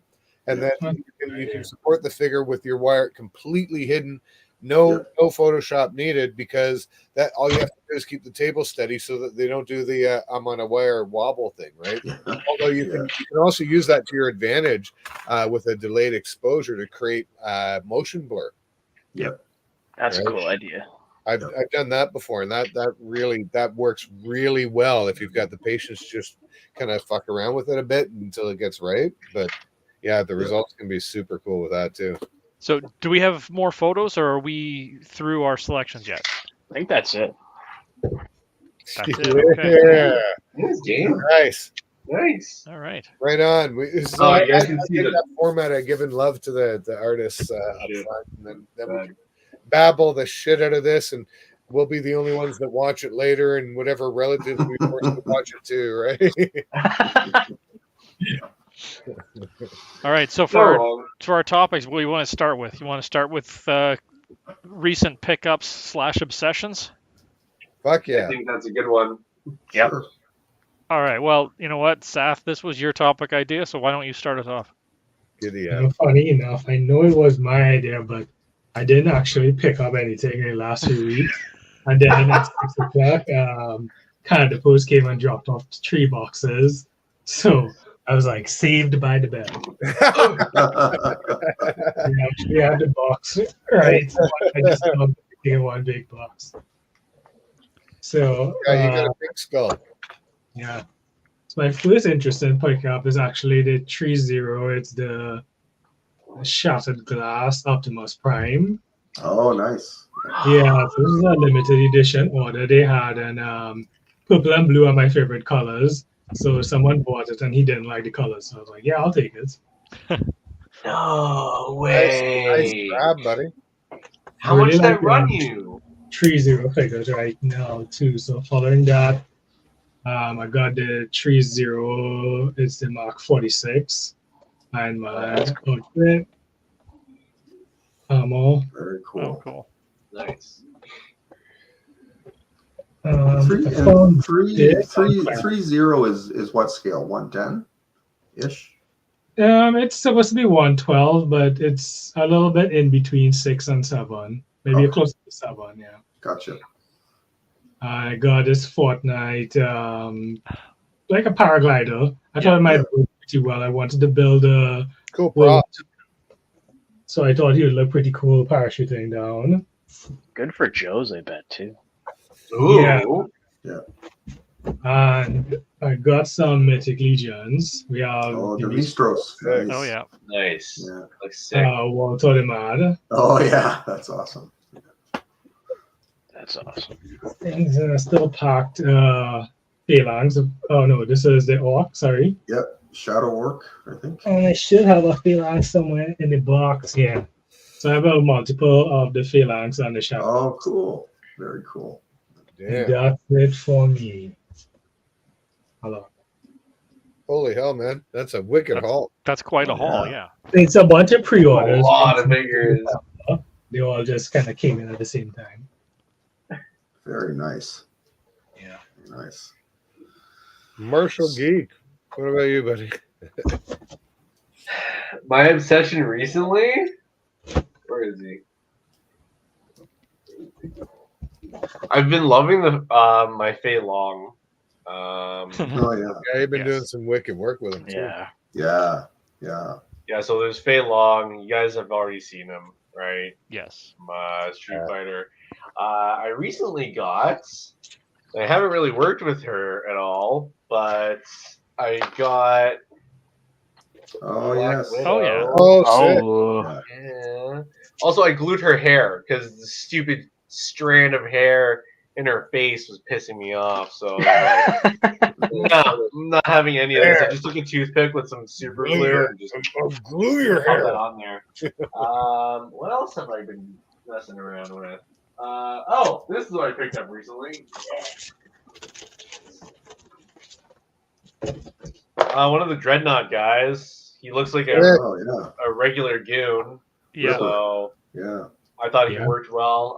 Nice. What else? Did you notice that his eye has a contact lens that's got a? If you it's know, like weird, right? Yeah, it's got a teardrop or something, or Yeah. I noticed that. It's kind of odd. What else did I get recently? Fei Long I've been messing around with. Oh, I recently have been messing around with. If you saw my latest posts, my custom quick kick. Ah, yes. Nice. Yeah. Nice. And he has a That was a lot of fun. I used. I should probably keep him on screen. I used. That's the Chef Boyardee body, right? Yeah, there you go, Mr. Chef Boyardee. And I used the Shang-Chi, the comic Shang-Chi head. I just had to Dremel out the port, and then I gave him articulated icons, swords, some Joe gear, and his hands are actually still Marvel Legends hands. So I had to Dremel out the ports for the forearms there, and then port the Legends hands in using hot glue. Yeah. Right. So now he still has his kung fu hands to use whenever I want to do fight scenes. Oh, that's and good. He has the articulation to do everything that I want him to do as well. It looks really good. And his dogs aren't hanging out like the Hasbro one. Yeah. That's my only gripe with it. Yeah, I think that's really it. I haven't really been messing around with much else. Also, I'm still trying to figure out a situation for my workspace because it's also our guest room, as you can tell with the bed on my left-hand side. It looks really comfortable with all the boxes and toys. Mm-hmm. Honestly, there have been times where I fall asleep on the bed because cradling your toys. Yeah, because I'm just like, I'm on my shoot. Go right over to the bed, and that's it. It's game over. They wake up and like, oh, it's 2:00. You should probably go get ready for bed. Yeah, that's nice. I think that's really it. Oh, I got poison ivy too. I can't remember if I wasn't sure if that was a hiking confession or a figure. No. Oh God, I would not be on tonight's show if I had actual poison ivy. No, thank you. That's fair. Fair. What about you, Adam? Well, I've been going kind of crazy with the Mafex lately. I got pretty excited. I found I don't have them with me. I found the Pattinson Batman Mafex. So I've only gotten one shot done with him, but I have a bunch of stuff planned. But then the big exciting thing that I was able to finally get was the Mafex Spider-Man figure, which I've been looking for since like the first one came out, freaking like I don't know, years ago now. Which one? It's like the newer release one with like the lighter blue. Jeff, it's the one that we have. Yeah, like the one that you guys have, just the comic Spidey. And man, it's just such a fun figure, man. It's so cool. That really Batman good. figure, is that the one you used for the one where he was beating up the Three Jokers Joker? Like the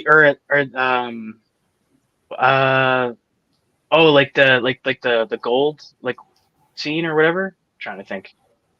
Sorry, That's okay. Maybe it wasn't one of your photos I'm thinking of. I was thinking if there was No, it was somebody else's I think photo. that might have been Midnight. I think that might have been Midnight Star. Oh, okay. Mm-hmm. No, I had him. He was just in like an alley scene that I kind of put together.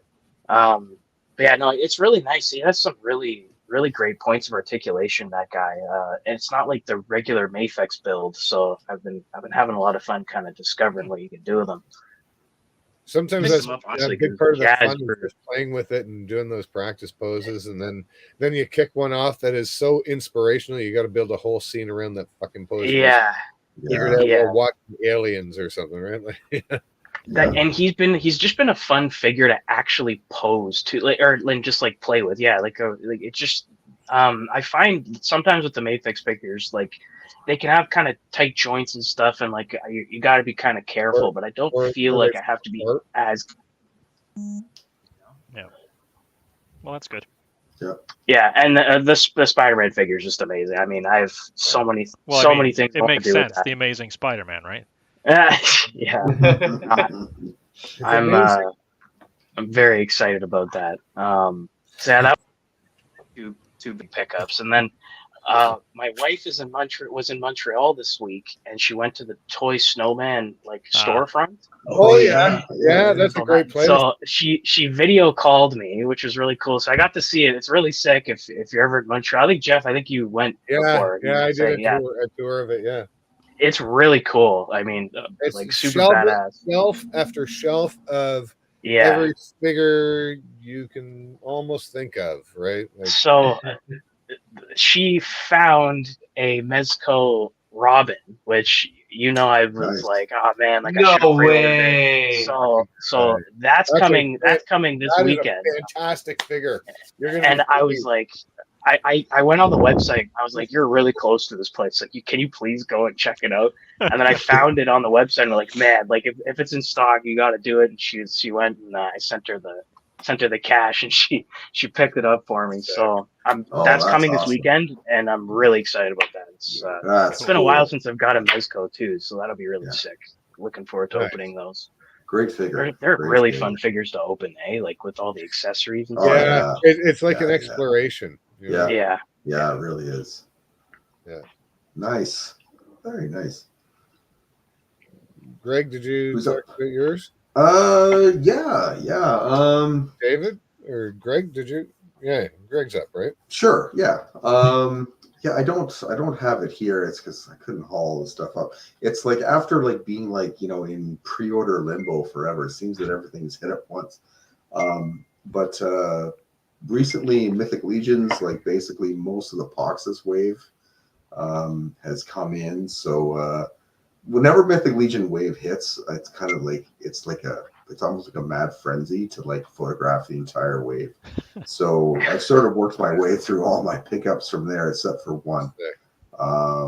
So there's that Gotham by Gaslight Bats, which I found on eBay for like someone was selling it at retail, which was insane.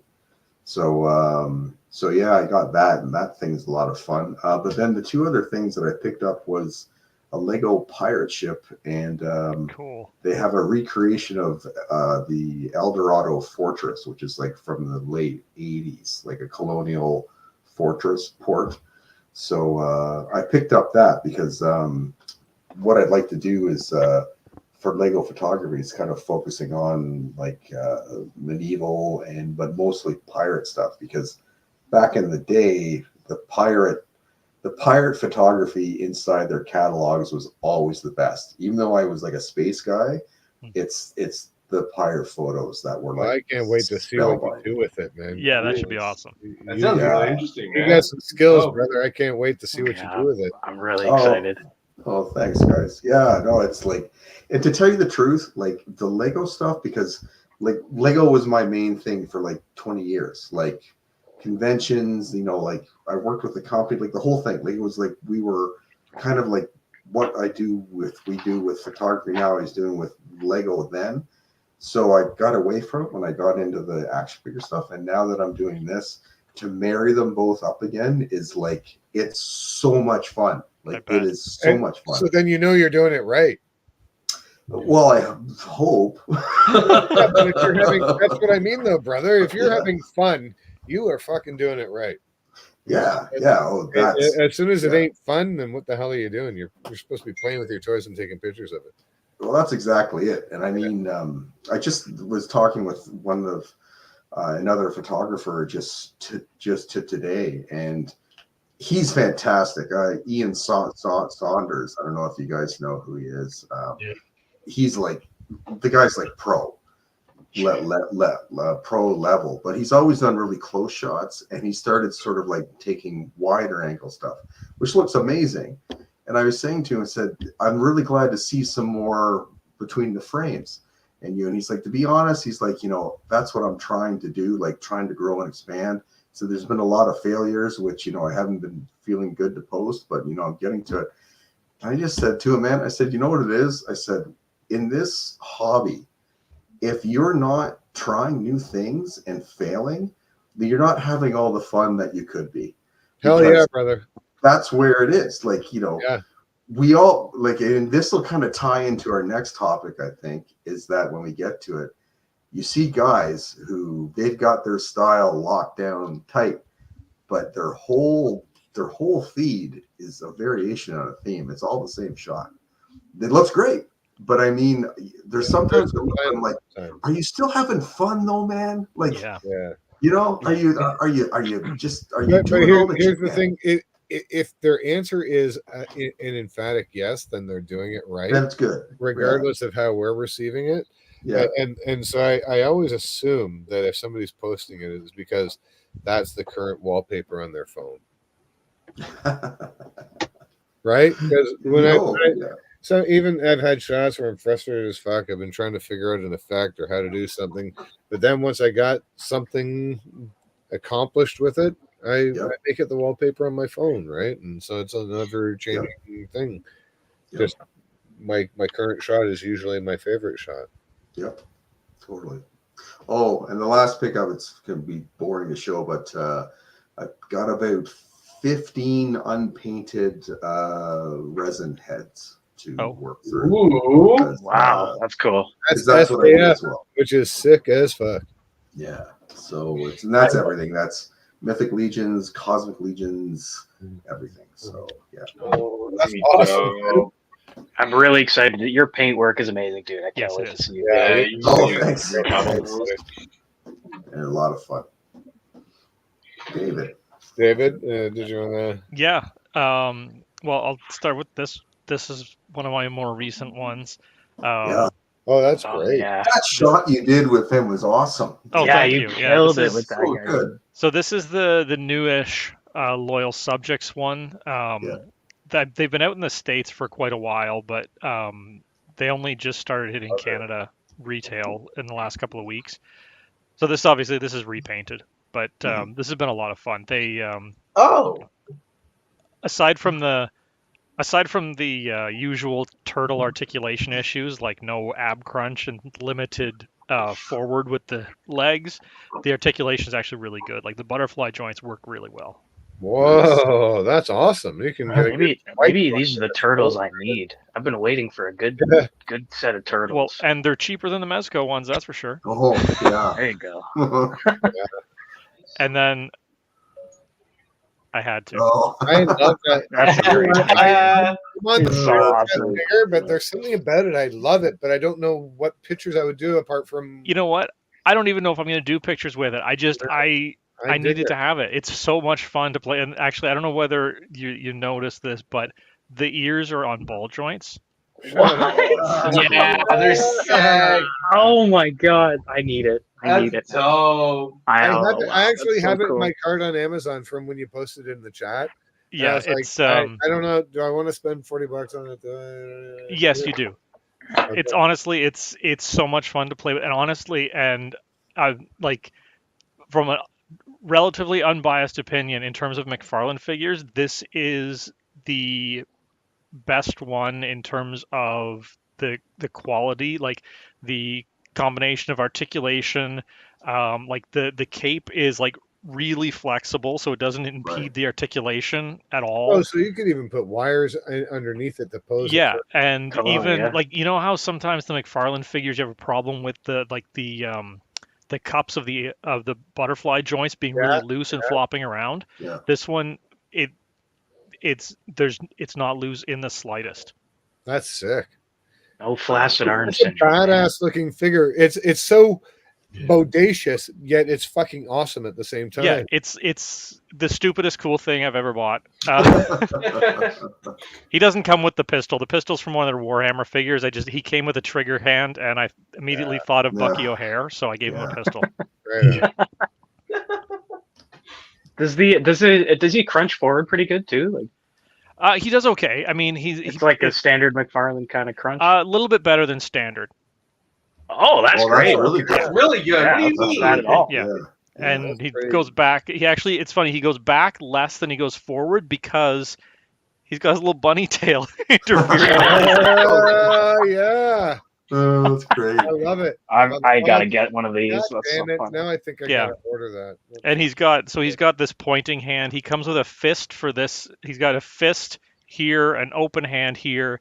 Over here, he's got the gun, the trigger finger. Lots of options on the. Yeah, trigger finger, open hand, and a thumbs up. Wow. That's a lot. Greg, you owe me a beer.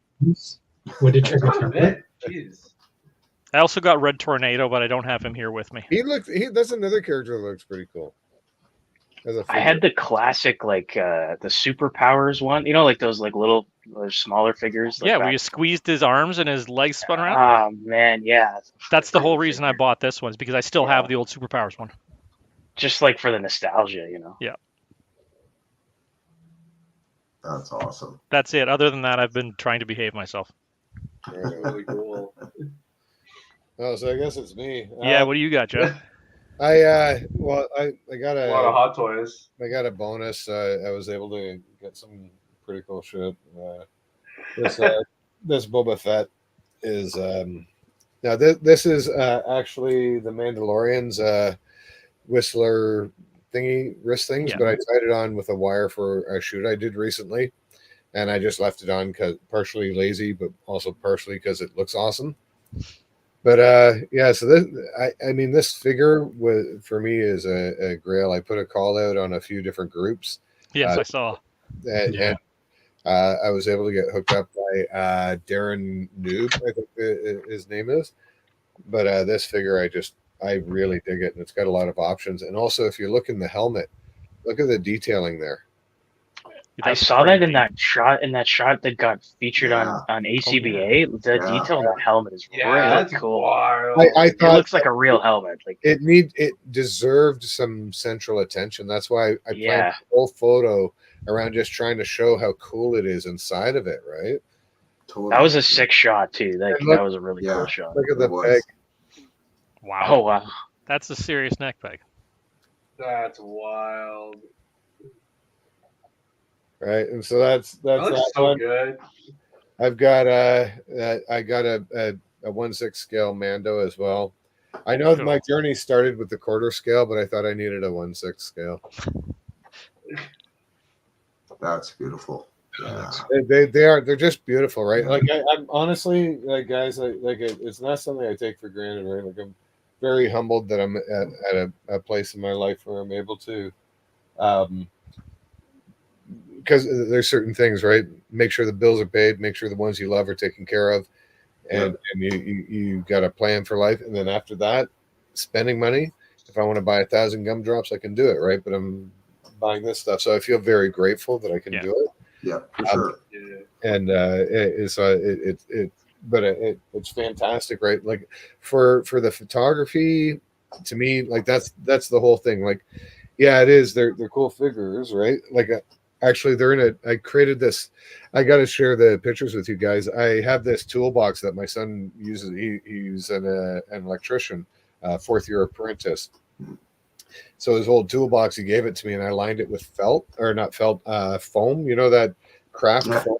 Yep. And I glued it in to the inside of the box, and then I had some other foam that was it's almost like a carpet material on the other side. Yeah. That as the lining, and that's where I keep my Hot Toys figures in, right? So, Nice. so I've got. That's cool. I picked up a couple of stormtroopers as well. One of the stormtroopers came with this really cool diorama piece. I'm not sure if I have it out or if I put it away. Oh no, here it is. Look at this thing. If you'll recognize it from the photos. But Oh, yes. That's awesome. Lights up. yeah, it does. So here's the back of it, and if I can slide this up without, I don't want to wreck it, but here we go. And then I turn it on. Oh yeah, Right. That's beautiful. When I did What? shots with Boba Fett and shit. That's Yeah. And then I use these things, which are actually the Tantive whatever Oh, yeah. hallway, but I Yeah. put them on their sides like that in behind this. yeah. I can line it up here, right? So then it looks like a whole. That's awesome. Yeah. Sorry, I can't line it up. I'm a That's little all bit, right. but here we go. Yeah, baby. Yeah. Nice. Right, boom. Right. Yeah. So I use a lot of smaller scale Star Wars stuff that has Star Wars themes to it for shooting the 1/6 scale figures. Right. Yeah. And so it creates that illusion. But I'm really I'm really digging the amount of detail on them and everything. It's and the if you get the lighting just right, like it really sells it. It looks like it's from a show, you know. Mhm. Yeah. I really liked that shot you did where they were jumping out of that, like the three figures were jumping Yes. away. That was a Well, really cool from shot. that whole hanger thing. Yeah. Yeah, that Yeah, setup was so that- dope, Do dude. you know what? Like that took me days to build, eh? Like I believe it. Yeah. I used all extreme sets and masking tape and action figure boxes to hold it all up and everything. And then I had these light pole stands with a bar across, suspending the figures from wires so that they wouldn't fall and shit. It took forever to line up, but it was rewarding in the end. It How was. does turned out that great. survive your cats? What's that? I said, how does that survive your cats putting that up for days? You know what? They know how to behave. It's when they were small, I would just very aggressively say no like that, and then so you have to be an asshole for a little bit, and then they learn. And so it's not about being mean. It's just about establishing the pecking order, right? Then when you say hey or like that, I just gotta go like that, and then I did. I was just kidding. I wasn't gonna scratch that thing. I'm not. Dude, come on. I'm just gonna go drink some water, right? Like so. But my wife and I both have got a great relationship with our cats. So it's anyway. We're talking action figures stuff. Nice. So I think that's pretty much it. And I'm looking forward to the Mathex exoskeleton Terminator. Yes. Mhm. Oh my god. I've got the I'm such a spoiled little brat. I've got the other ones, the battle damage one, the T2 one, and then the first Terminator one. Jesus Christ! You have all the Terminators. Yeah, did you see the Skynet's Angels Yeah. shot that I Yes. did? that was just a fun. I'm such a fucking nerd with it. I had to do the Skynet Angel, so it came to me. Those are such good figures, though, man. The Terminator figures are amazing. Like Mafex is killing it with those. And the detail is so great, and like Yeah. those forced perspective shots that I do with them are fun to do. I loved that shot as well. That was also a really Yeah. dope shot. Lads, I'll be right back. I've been drinking pints and I gotta go get rid of this shit.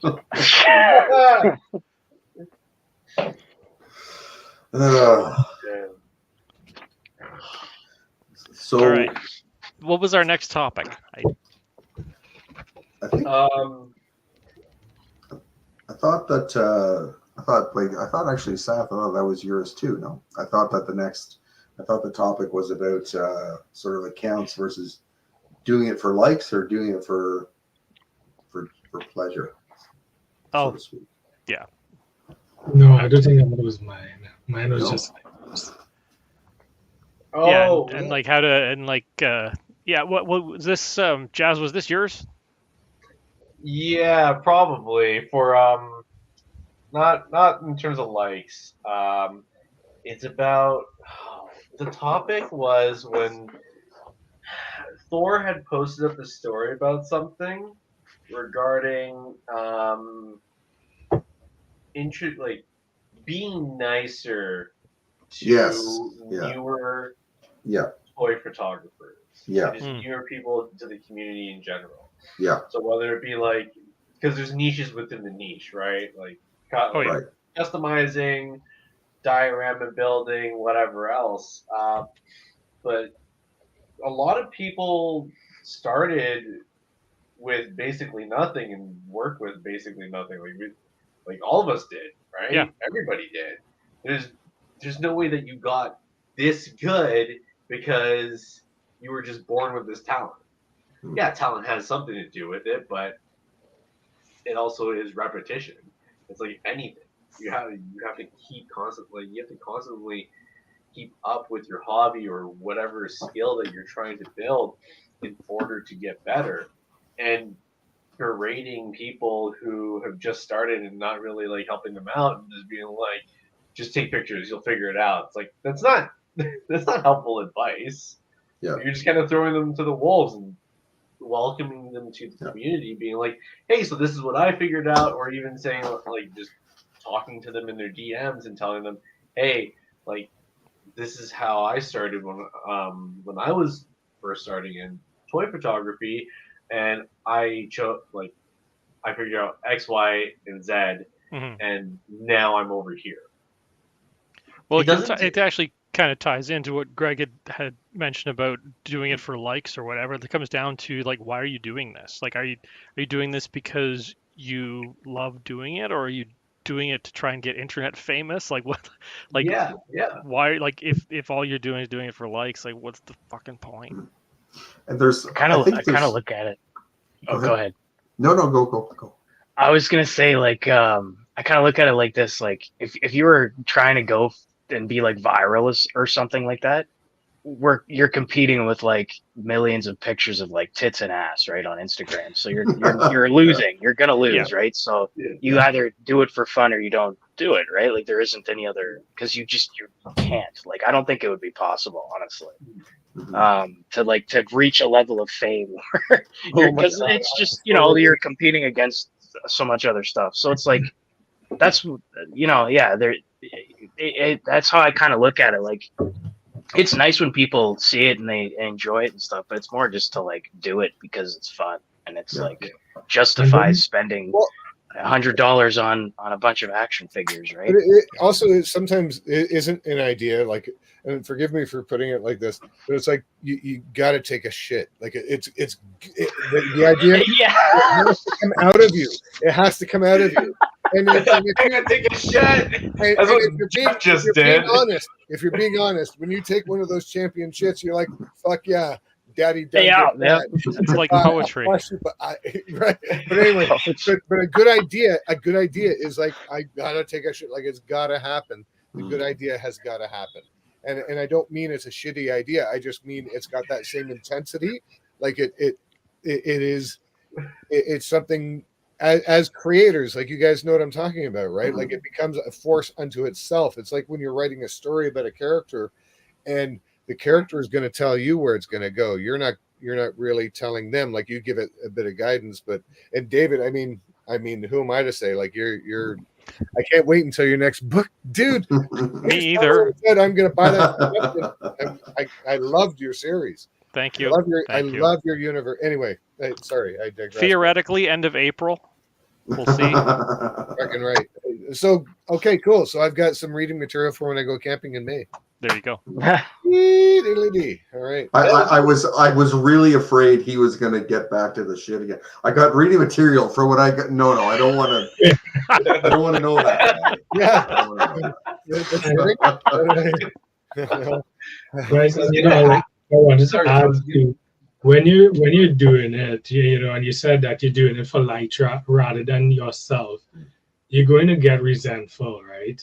Because you're not doing it for anything passionate or nothing that excites you. You're just doing it for other people's It's not genuine. And then that resent is going to start to topple over in how you interact with others, because you're just doing it for these reasons, and then you're going to resent others because they're going to maybe getting rewards that you aren't, or the same that you, and they're not putting in the same work, or for other reasons. But it doesn't really matter, right? So you have to look at why you're doing it, how and for example, if Beyonce is to put up a picture of a Lego figure, everybody's going to like it, right? Yeah. So somebody like that is going to be spiteful, whereas somebody like Jeff is going to be like, yeah. A lot of people are going to start taking pictures of that now, right? So we got more people in the community. So it changes your perspective. Yeah. There's actually 2 toy photographers who I had followed for a very long time. I ended up unfollowing them both within the last 3 or 4 months because, they're both very good photographers, but it became continual. Like almost every day, they were posting something in their stories, complaining about the algorithm, complaining about the lack of likes, complaining about it's just like that's bullshit. Fuck off! It's so negative, right? Yeah. And I think that's what I like about the chat thing that we've got going on, where we support each other and stuff. We keep the politics and the nonsense out of it. Yeah. We just focus on positive energy and supporting each other. Yeah. I think that's really, I think it's really important to have a safe place like that, right? And I think we've all had different experiences in life where we can appreciate having a place like that. Yeah. Where we can be safe. We can have our respectful rants about things, but at the same time, we all know that we're there just as dudes, right? Living our lives and supporting each other and doing what we love, like posting pictures about plastic we dig. Yeah, exactly. So, it all, like I said earlier, it all comes down to why are you doing this? And if you're doing it for the likes, if you're doing it you're off the to rail. try to all the influence to become an influencer of some sort, you're probably not going to. Let's You're be not honest. amazing. Let's be honest. Your odds of becoming an influencer based on toy photography are pretty slim. Yeah. You got to make sure you're doing shit for the right to do reasons. that, you literally have to be able to reach outside of the toy community. Well, to the world and become consumable by the world in order to be an influencer with that shit. Yep. And right? I mean, in the community, we're all consuming our own. Sorry. There's also another kind of reality on the ground too. Is that 5 years ago, if we were all doing what we're doing now, just because of what the ecosystem was in social media at the time, we would be each having thousands of followers. But that's just because of how there was less competition. There's less people taking pictures. And hashtags worked back then. That's exactly it. That's further back. We should have all invested in Apple and Mac, right? But that's the reality though. Is that back then, you could I was just at the very dying days of the hashtags were irking, and my shots were not very good, but my account just grew up to 500-600 within 2 weeks. Yep. But that's just because it all worked. Then things changed and then things slowed down. However, for me, I think my account's 1,200 or something like that. But again, I don't care now. I don't care if it never grows in one more. I really don't, because like we were mentioned before, I don't care how many. people liked it. I care who, right? Yes, So yes. when I look at the looks, at the likes, it's like, okay, you got 80 likes on this or whatever. It's like, okay, great. I click on, I start going, it's like, okay, great, he did. Okay, great, he did. And there's a lot of, there's a lot of them are friends, but then there's a lot of them too, where it's not even that they themselves are big names, but I love their work. Yeah.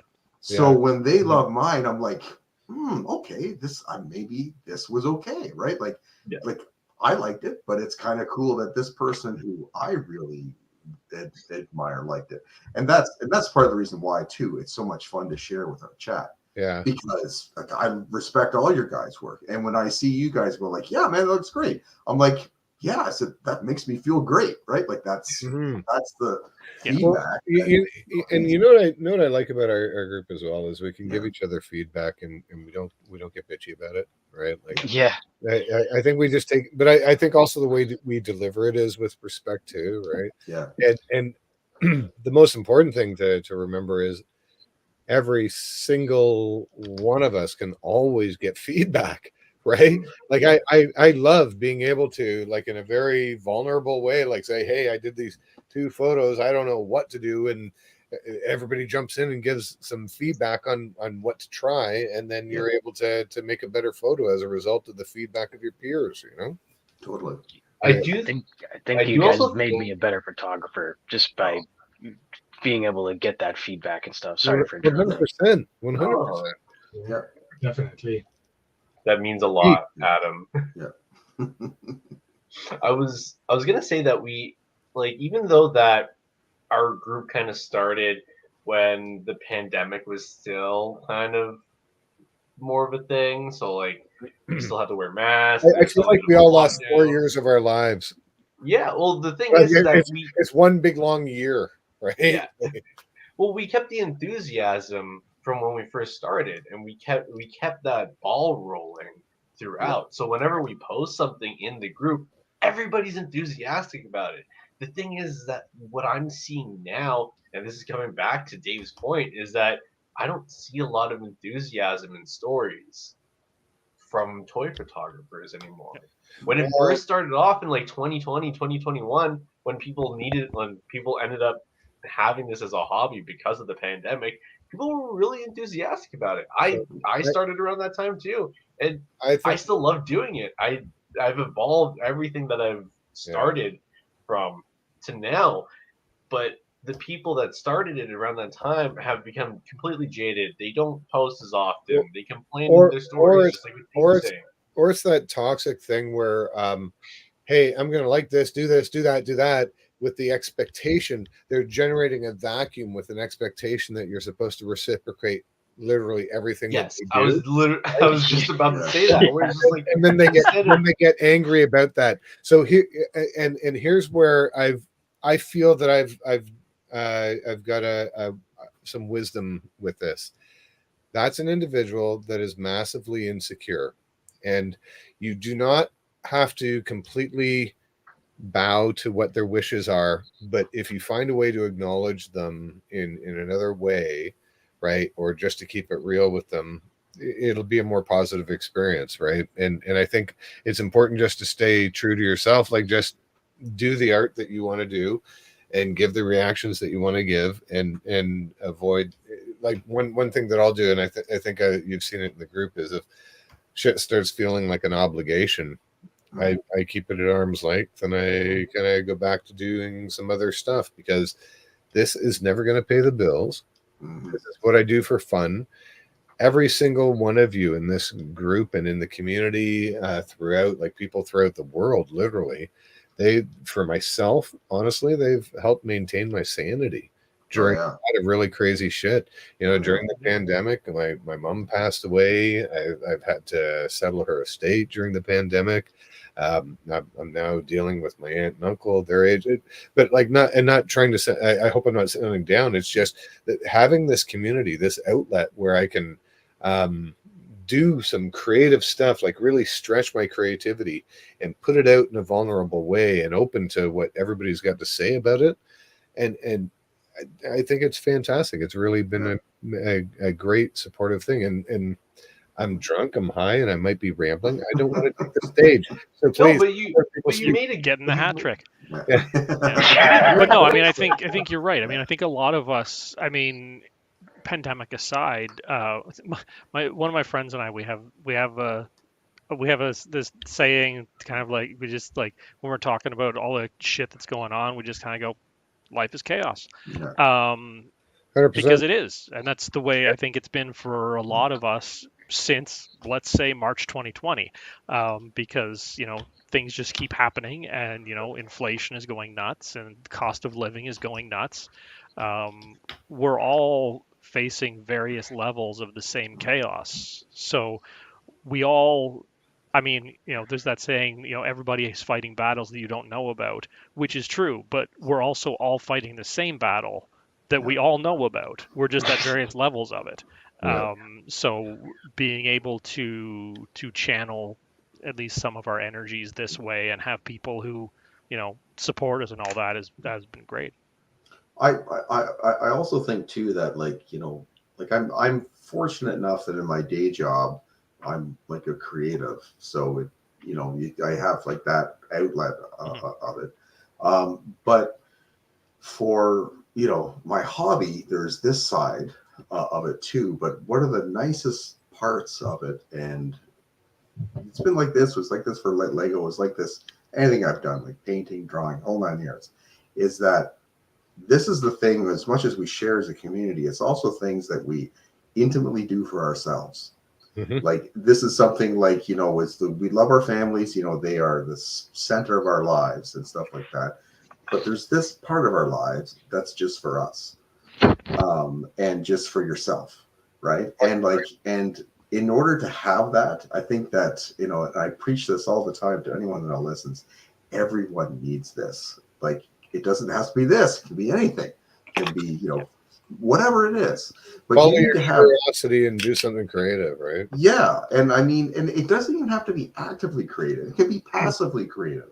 You could set yourself up as a front side observer to something creative. But your creative part of that is witnessing it, internalizing it, and so like academically making it your own. So it doesn't really matter what it is. But this is what makes it so fun, because if you are actively creative, you're also taking a risk, right? You're taking a risk with everything you do. Like, you're taking a risk that it's not going to turn out. You're taking a risk that it's going to be laughed at. You're taking a risk that it's all these kind of things, and it's exciting. But that's what makes that's the thing I love about it, is the opportunity to, like, I've gone back and I've looked at pictures that I posted, and I'm like, oh, yeah. I kind of realized, like, I can see the growth. Like, I could see the idea of what I was thinking, but like, by comparison, I feel like it's not. But anyway. But no, and I mean, with David, like, with the writing, it's the same thing. I think it's probably even more so. Like, I mean, I write for a living as well, but luckily it's not. Luckily and unluckily, it's not nearly as exciting as what you're writing for yourself. It's very dull. But the thing is, like, when I look at the work that you do on that end with awe, because it's not only a major investment in time and energy and your effort and all that kind of stuff, but you're putting something out there that is like intimately you, for people to read and do that, and then they will judge it or evaluate it, however you want to sort of call it. But again, I'm thinking, man, that has to be thrilling as well, right? Yeah. yeah. It's something. It's hold it. When I wrote the first book, and like, I actually got my copies, I remember opening the box, and I pulled one out, and I turned to Mandy. Mandy's my spouse, for those who don't know. And I turned around, and I go, and I held it up, and I wrote a book. I just stood there staring at it for about 10 minutes. Honestly, David, I admire that so much. And I'm a fan. I like it's the weirdest thing to feel like we're friends, but also to be a fan of creative work. It's weird for me too.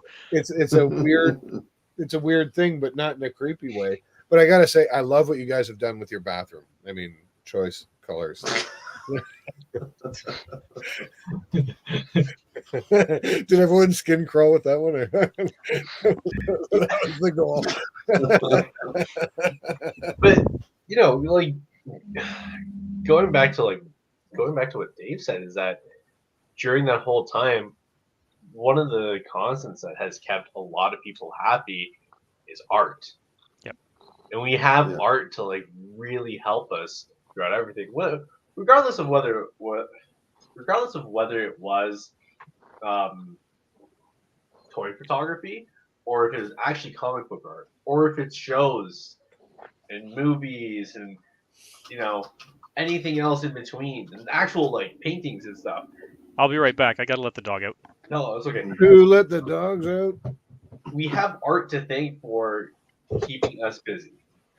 We have a ton of things like in that community, in that niche, to help us and inspire us with different shoots. So like, I think at the end of the day, when people are like, "Oh, artists aren't like, being an artist isn't a real job," it's like, well,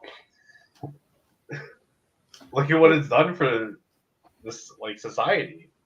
There's like one of my favorite quotes of all time is "Art will save us all," and it's like it's a great quote. It's like I live by it. They're not wrong. There's different periods of art too. Honestly, as long as I've got an ability to express myself creatively, even if I have dementia, I mean, as long as I, in my conscious moments, I can be creative, I'll be happy. So, right. Okay. So, there's a common language between everyone. Regardless of what you speak, you could look at it and feel the same way. Right. Throughout time. Yeah. So if we're gonna break it out of this existential dirge we got going here, I think are we coming up on the end? Most likely. Yeah. I'm pretty sure this is like supposed to close it off, but what time is it? I do think that what we're doing right. Sorry, I think what we're doing right now in our group should be spread more throughout the community. Yeah.